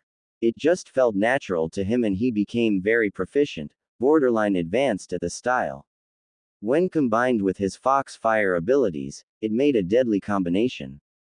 The Kitsune Taijutsu is a very acrobatic style that utilizes speed, unpredictability, feints, misdirection and counterattacks, often integrating parts of the environment to its advantage. Moving in all directions near the opponent, whether it be above, behind, to the sides, or head-on. The user moves in using high speeds to bypass an opponent's guard and strike quickly with a quick punch or kick combo and then move away before the opponent can counterattack. Movements simply flow with each other with no pattern or method, making it hard to predict, yet still very deadly. Learning the style was made even harder due to the chakra weights given by Jiraiya. Thanks to the Kyuubi's healing, however, his body quickly adapted to the weights. So Jiraiya then placed resistance seals on him. These seals work by altering the air around the bearer, increasing its resistance to movement, making it feel more like moving through water or mud. Naruto's seal was currently only on level 2 out of 10 due to only having them for a few days. Training with Jiraiya was just as difficult. But his ninjutsu arsenal was now greatly expanded to include some jutsu of his nature affinities, wind and fire, with the fire being Kitsunbai. Those include Kaden, Enden Fire Release, Flame Bullet Kaden, Hosenka no Jutsu Fire Release, Phoenix Sage Fire Futon, Daidappa Wind Release, Great Breakthrough Futon, Atsugai Wind Release, Pressure Damage. He also learned some jutsu to expand on his existing talent with Kage Bunshin's. Those include Shuriken Kage Bunshin no Jutsu, Shuriken Shadow Clone, Kunai Kage Bunshin no Jutsu, Kunai Shadow Clone, and Naruto's favorite, Bunshin Daibakua Clone Great Explosion. He also learned the Shunshin no Jutsu, Body Flicker, at Jiraiya's insistence. His chakra control also increased greatly, mastering tree and water walking to the point where he could fight on any surface for over an hour without losing his concentration. He had also started kunai balancing, and was able to hold a kunai suspended above his hand for about 5 minutes. Naruto's skill in sealing progressing quickly. Fuinjutsu just seemed to click with Naruto. He read through several books on Fuinjutsu theory and improved his calligraphy to a level Jiraiya was satisfied with. He can write seals at decent speeds for a variety of functions. He is versed in some Fuinjutsu techniques like Yansu no Kuna no Fuhokusu no Shoheki, four-corner fox barrier. He can also make many types of seals, ranging from storage scrolls, to explosion tags and chakra suppressors. His kenjutsu was also nothing to scoff at. While he is no master swordsman, he was able to adequately wield and use a sword without looking like a complete novice. Using hundreds of bunshins every day for 3 weeks had improved Naruto's skills from low genin to high chunin or low jonin. We now find Naruto and Jiraiya heading towards a familiar ninja shop. Present time, with Naruto and Jiraiya. With an exasperated look on his face, Naruto asks, "Nay, Ero Sennin, where are we going?" "I want to get some ramen. It's been forever since I went to Ichiraku's and saw Tyuki Ojisan and Ayame Nichan." Frustrated at the lack of respect, Jiraiya asks, "Whatever happened to Jiraiya-sensei, Yaki? I thought I was finally getting some respect from you." With a sly grin, Naruto answers, "That's because we aren't training anymore. You said while we were training I was supposed to call you that, but now we aren't. It's back to Ero Sennin. I do respect you though, so if you like I could call you, Ero Sensei. Besides, you're still a pervert so I will call you, Ero, because that is what you are." Sighing, Jiraiya says, "Whatever Gaki, but to answer your question, in case you haven't noticed, your training outfit is beat to hell and due to your growth spurt, none of your old outfits will fit. So we are heading to pick up the new outfit I had made for you at the Higurashi Ninja shop." Grinning brightly, "Oh, we're going to see Kashiro Ojisan. That's cool. I haven't seen him since before my last mission. A new outfit would be good, I guess. I hope there is some orange in it. I love orange." Shaking his head, Jiraiya says, "I know you love orange, so there is some in it, but nowhere near the degree it was with your horrific jumpsuit." Laughing lightly with a faraway look, Naruto says, "Yeah. I suppose that thing looked terrible, didn't it? But it was the only thing I could afford and it helped draw attention to me. I suppose that is why I bought it, so I could have my existence acknowledged. But none of that matters anymore. I no longer care about what the villagers think of me. I'll miss my friends, but I will be glad to leave the village after the Chunin exams." Mood dampened slightly, Jiraiya says, "Yeah, I can understand. But things are going to change soon. You will show the village what a mistake they made when your burden is revealed to the public. The lies will stop and people will be forced to look at their actions. That reminds me, I still need to have Sensei talk to your friend's Sensei about what is going to happen soon. Gaining a slightly devious smirk, I still can't believe you and Gigi thought of that. It's so clever. Plus it will make the council look bad by airing their dirty laundry regarding me. That makes it worth it. Plus what you're planning for me is awesome and there is nothing the council can do about it. What I'd give to be a fly on the wall for that meeting. It's going to be hilarious. Patting Naruto's should Jiraiya says, I planned on you and I crashing that meeting, as the meeting does regard you and to an extent me, they would not be able to raise a fuss about our presence. Although I'll ask Sarutobi Sensei to cause a distraction, allowing us to show up in the shadows and hide our presence with our transparency jutsu to spy on it for a while first. Then reveal our presence when the time is right. But enough of that, it looks like we are here. Entering the shop causing the bell to ring, Kisaro looked up to see both Naruto and Jiraiya standing there with Naruto waving and saying, Hi Kisaro Oji-san. Did you miss me? Looking confused Kisaro looks at Naruto and is slightly stunned. Minato. No, wait that's not Minato. But that must mean. Pointing at Naruto he asks with voice trembling slightly, Naruto. Is that you? With a foxy grin that bears his fangs, making him look even more feral with his new features. Of course it's me. Who else would call you Oji-san to your face? Laughing because that is true, I suppose you're right. You sure changed a lot. Do you mind me asking what happened? Looking towards Jiraiya and seeing him nod, Naruto decides to tell the truth. Ero Sennin seems to trust you so no I don't mind. You know about my tenant right? Chuckling at Naruto's nickname for Jiraiya and nodding, Naruto continues, well I met him a few weeks ago after Ero Sennin removed this seal that was over the fox's seal and it pulled me and him into the seal where we talked and made a deal. Turns out my seal was not working right and caused my body to be stuck as a 9-year-old. He fixed it but it had some side effects as you can see. That is what the explosion of power a few weeks ago was about. Completely surprised at what he was told, Kisaro felt like he wasn't getting the whole picture, but decided not to ask as he didn't need to know. Shaking his head, Kisaro asks, so I assume you are here to pick up your new wardrobe. Nodding eagerly, yeah, Ero Sennin said he got me new clothes because my old ones would not fit anymore. This training suit is all I got. Handing Naruto a brown, wrapped package Kisaro offers, well why not just change into a set here? There are changing areas in the back. Go on while I talk to Jiraiya here. Bowing Naruto thanks him and goes off to the back of the store to change.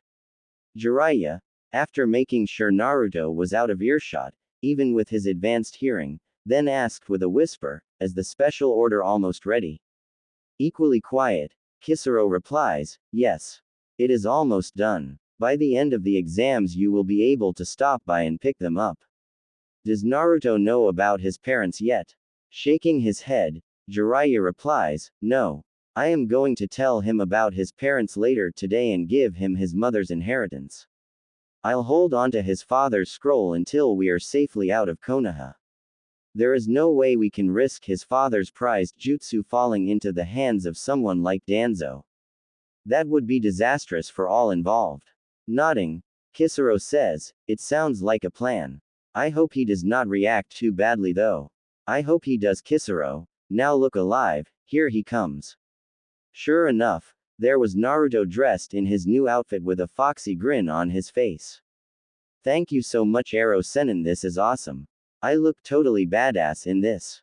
Indeed he did. Naruto's outfit consisted of a short-sleeved, black trench coat with dark red and orange flames at the bottom of the coat, the Uzumaki clan symbol on the left sleeve and the kanji for 9 engraved on a Hittite plate on the right, his practice sword attached to the fasteners going diagonally down the back, a mesh shirt visible under a long-sleeved, tan, V-neck style shirt. Wrapped bandages starting at the forearm over the sleeves down to the hand, semi-loose black pants with some bandages around the thighs and a kunai holster attached to the right leg, held up by a belt, brown in color, with places to hold scrolls on them, a pouch for basic supplies near the back of the hip, and finally shin mesh to bind the lower area of the pant legs, and black ninja sandals. Nodding in approval, Jiraiya said, "You pull of that look well, Gaki. Especially with that feral look and longer hair of yours. You look like a serious ninja." Looking at Jiraiya with a grin on his face, then turning to Naruto, "You almost look like you were born to wear those clothes. Although it helps when this is a near replica of Minato's clothing during his prime, just in darker colors and smaller size. He definitely takes after his father now." Oblivious to the older man's inner thoughts, Naruto simply says, "Thanks Kisaro Oji-san, Ero Senin." Kisaro smiles then frowns slightly. "You welcome, Naruto, but I can't help but feel something is missing."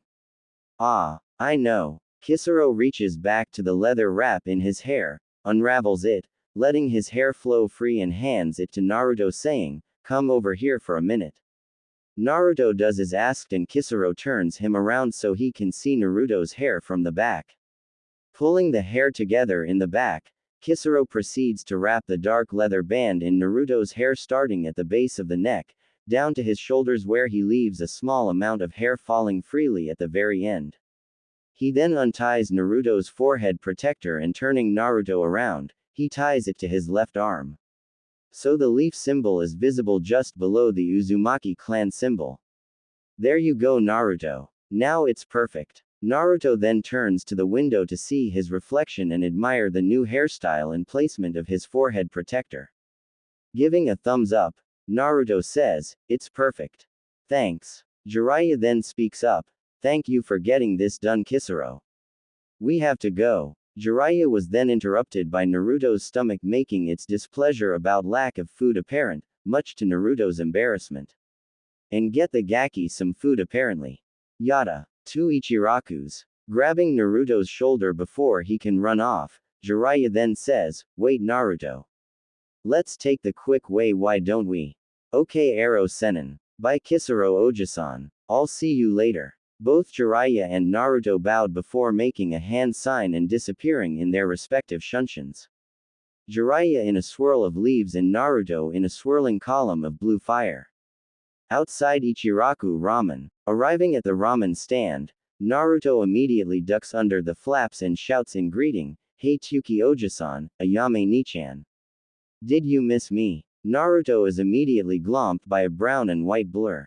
This blur happened to be Ichiraku Ayame. A young woman of around 17, with tanned skin, long brown hair and dark eyes. She and her father have known Naruto since he was a child and are two of the few who treat Naruto well, with Tsuki acting like a kindly grandfather and Ayame an older sister. "Naruto Otudo, where have you been? We haven't seen you in over a month and we were getting worried." Turning red due to being smothered in Ayame's chest, Naruto manages to force out, "Ayame Nichan. Can't breathe." At this point Jiraiya, who is currently grinning lecherously and scribbling in his notebook, comments, "I don't know, Naruto. Seems like a good way to go to me." Giggle giggle. Ayame, looking down and seeing where she is currently gripping Naruto at, turns red and after letting go of Naruto, shouts, "Pervert," and hits Jiraiya with the ladle she is currently holding. Upon hearing Ayame shouting out, Tsuki, in a fit of fatherly rage, storms out to castrate whoever is inappropriately touching his daughter, however stops at seeing Jiraiya and stares confusedly at the sight of a bright red Ayame, a laughing Naruto, and Jiraiya, who is currently on the floor with swirly eyes and a huge lump on his head. Immediately guessing what has happened and realizing he overreacted, Tsuki then remarks, "You'll never change, will you, Jiraiya?" Jumping up and dusting himself off like nothing happened, he replies, You know me, Tsuki, I need research for my new book and the Gaki here is a gold mine." At this time, Tsuki and Ayame take a closer look at Naruto, who currently is grinning widely at the sight of the duo, and take in his changes. With varied reactions, Tsuki whistles and says, "Looking good, Naruto. I like the new look. Finally hit puberty, huh?" Wincing slightly at the memory, but pushing it away and smiling at his Oji-san, he replies, "Hee. I guess you could say that, Tsuki Oji-san. But what's wrong with Ayame? She's acting weird. Said girl was staring at Naruto with a glazed look on her face, flushed cheeks and a bit of blood dribbling down her nose. Upon seeing this, Tuki immediately bursts out laughing, snapping Ayame back to reality and wondering what the joke was. Naruto, being oblivious, doesn't understand what is going on but notices the blood and comments, "Hey Ayame Nichan, you got a bit of blood coming out of your nose." With pink rising in her cheeks at being caught having some indecent thoughts towards her little brother, quickly wipes her nose and changes the subject by asking, "So Naruto, what'll it be today?" As if on cue, Naruto's stomach starts grumbling again, causing him to sheepishly rub the back of his head and say, "I guess two of the usual Ayame Nichan.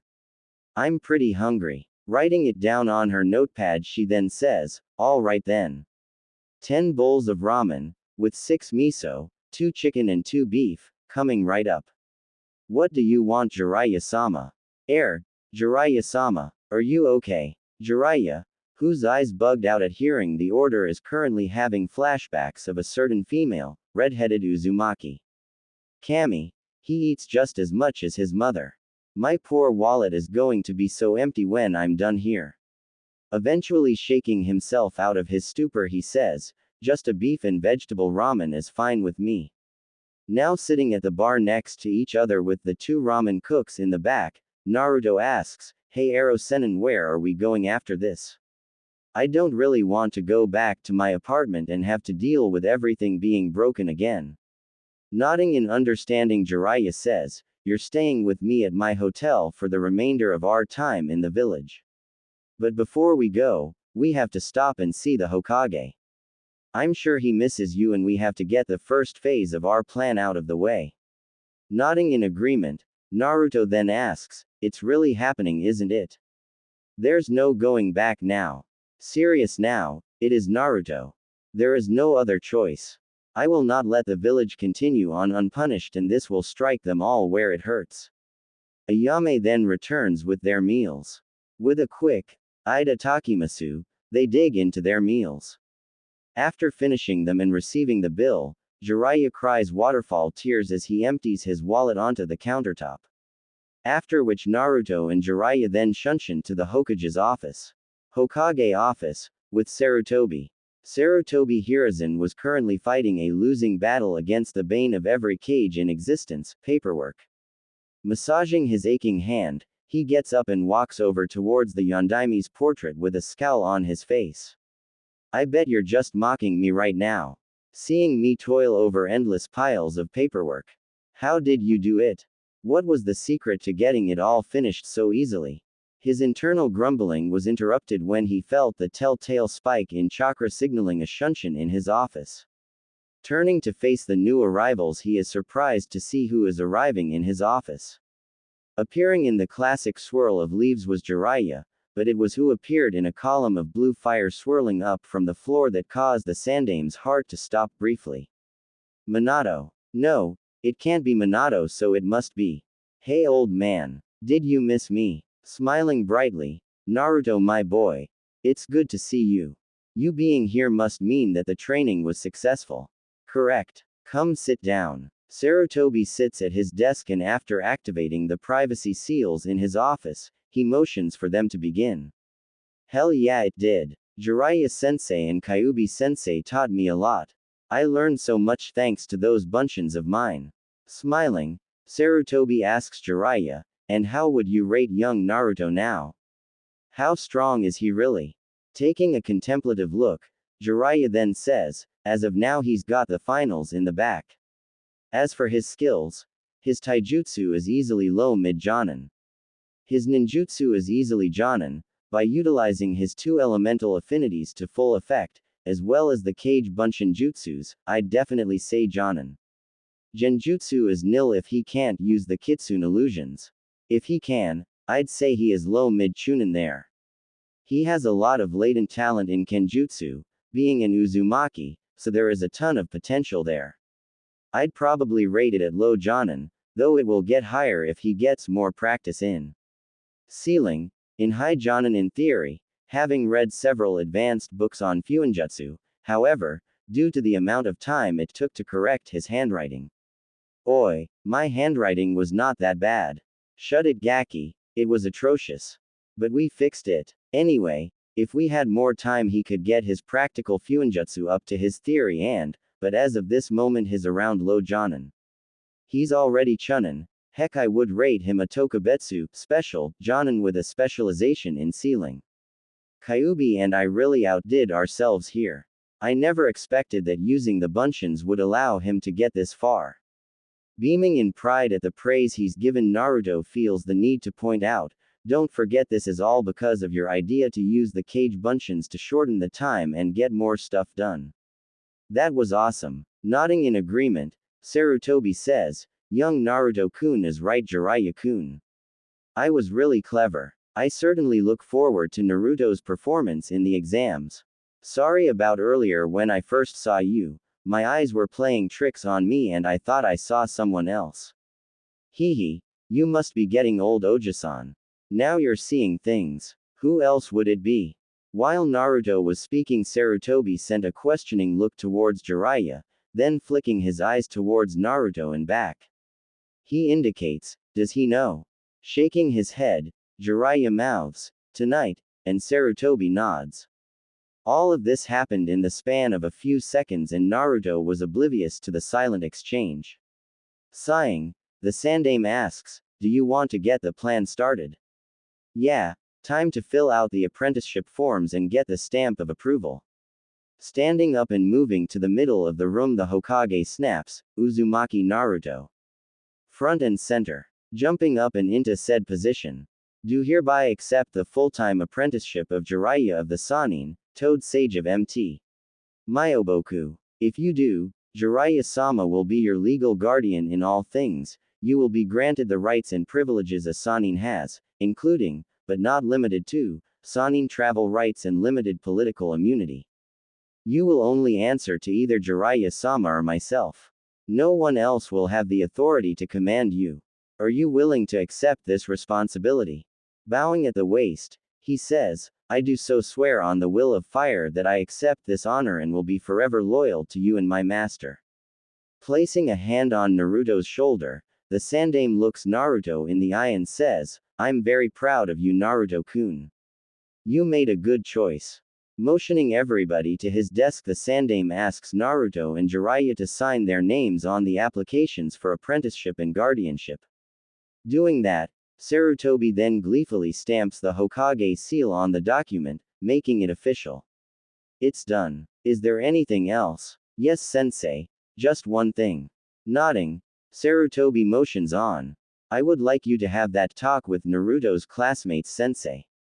Smiling slightly and nodding, it's already been done. It was a rather interesting conversation. Flashback 3 weeks ago, Hokage's office. In the Hokage's office sat the 4 Jonin senseis of the group the village has dubbed, the Rookie 12. On the far left sat Gaimeda, Konoha's taijutsu master and sensei for Team 9, on the inner left sat Yuhi Kurenai, the genjutsu mistress of Konoha and sensei to Team 8, staring with disdain at the smoker next to her. That smoker was the son of the Sandame Hokage, Sarutobi Asuma, former member of the 12 Ninja Guardians and sensei to Team 10. Finally on the end sat Hitaki Kakashi, the copy ninja, the last surviving member of Team Minato and sensei to Team 7. Across the desk sat Sarutobi Hiruzen, smoking his pipe.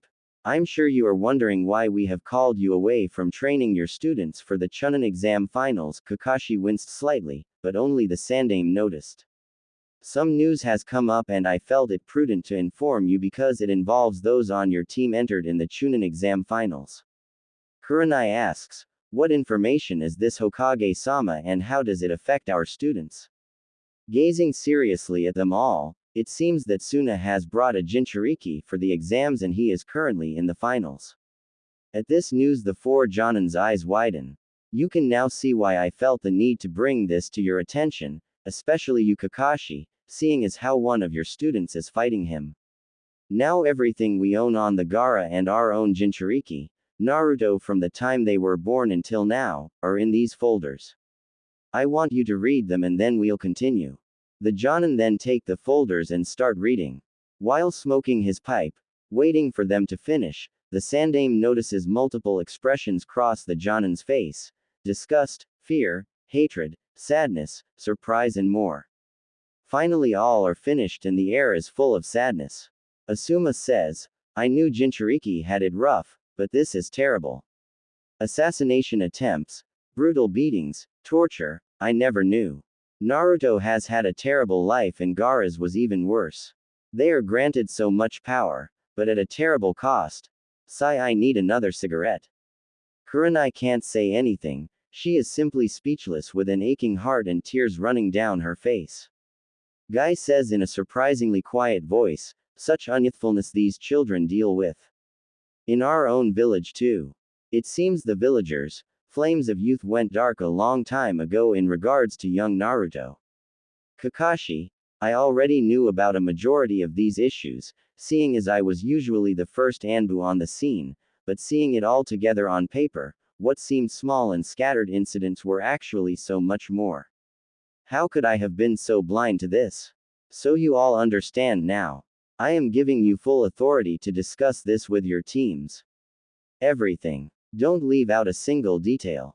They must know what they are dealing with. If they ask about Naruto's status as a container, give them hints, but don't say it outright. There are events in motion that center around the Chunin exams. I have it on good word the Naruto's burden will not stay secret much longer. So please spare your students the lies that the civilian council will spread and allow them to form a clear opinion of Naruto. That is all. Dismissed. Sir. 4 voices called before vanishing in a swirl of leaves. Flashback end. And that's about it. It's been done so that when your burden is made public knowledge, your friends will defend you. There may even be more people who convert to your side after my announcement of your burden, as I plan to open your medical records to the general public, allowing the village to know all you have been put through at their hands. Naruto's face paled rapidly and he started hyperventilating. Naruto, my boy, calm down, this must be done. Naruto. Getting his fear under control, he shakily asks, even that one time Hokage-sama? The Sandaime looks at Naruto seriously and nods ever so slightly. Standing suddenly, Naruto says, Jiraiya, I've got to go. I'll meet you back at the hotel. I need some time to think. He disappears in a swirling column of blue flames. Very worried, Jiraiya then asks, Sensei. What did Naruto mean by that one time? What causes him so much stress? Sighing deeply, the Sandaime reached into the bottom drawer and pulled out a bottle of sake and 2 saucers. Have drink, Jiraiya. You're going to need it. Jiraiya drinks. It's that bad. Shaking his head sadly. No, I'm afraid it was much worse. The event Naruto was talking about was the time he was raped, then beat near to death by several villagers. Dear Kami, I never knew. Why did this have to happen? With a sick feeling in his stomach and hands shaking in rage, he throws the saucer aside and takes a swig from the bottle. What happened? Rape scene start. He was 9 at the time. They cornered him in an alley and knocked him out. When he came to, he was strapped to a coffee table. He was begging to be set free, saying he had been a good boy, but then she comes in. She starts saying how she is going to make the demon feel good. She won't enjoy it, but she wants power. She thought any demon offspring would be the birth of a new Kekkei Genkei. After going for a couple hours, Naruto was spent and the woman felt she had received enough of the demon's seed for a child. So she then proceeded to make sure nobody else could do what she had done with him again and stabbed him in the scrotum, severing the nerves and tubing there. From there he was tortured for several hours, until the bitch had enough and tossed him out into a back alley. All the while he was drugged to stay awake. So he could feel everything. Taking a deep breath and swig from the bottle, the Sandaime continued. It was a few hours before the villagers found him. Still under the effects of the drugs, they proceed to have some fun, and left him with half his bones broken and bleeding to death. When the Anbu found him later, he was covered in urine and blood. When he was brought to the hospital, the full extent of the damage was revealed. 64 broken bones, a ruptured spleen, collapsed lung, a cracked skull, broken nose, black eyes, lacerations to 70% of his body, and his reproductive system was completely destroyed. Asterisk asterisk asterisk asterisk asterisk rape scene end. Sighing deeply, it took 3 weeks full of surgeries. However, if the Kyuubi had not helped him, there was no way he would have survived. It was the only time the doctors and Kyuubi worked in tandem. The doctors set the bones and Kyuubi mended them. They rebuilt his reproductive system and the Kyuubi healed it and made it functional again. If he was bleeding too much when repairing his internal organs, the Kyuubi lessened the flow. They cleaned and disinfected the wounds and lacerations, and Kyuubi stitched the skin back together. It was a miracle that he survived. After all the wounds were healed and sealed up, Naruto was placed in a medically induced coma for 3 weeks. Why so long, sensei? Every day we sent in a Yamanaka to try and identify the woman and other attacks, but the mental defenses were too strong. They could not access it to see it, or suppress it to help with Naruto's recover. He will forever be haunted by that night. I could never get him to talk about who he saw. I know for a fact he knows who the woman was. If you should ever get him to identify this woman during your time with him, I beg you, please let me know so I can punish them for it. I promise, sensei. This is a trying night for him. I still have to tell him about his parents. I plan to tonight, but I should probably wait until tomorrow though. I don't think he could handle it right now. Good night, sensei. Jiraiya vanishes in a swirl of leaves to go search for Naruto.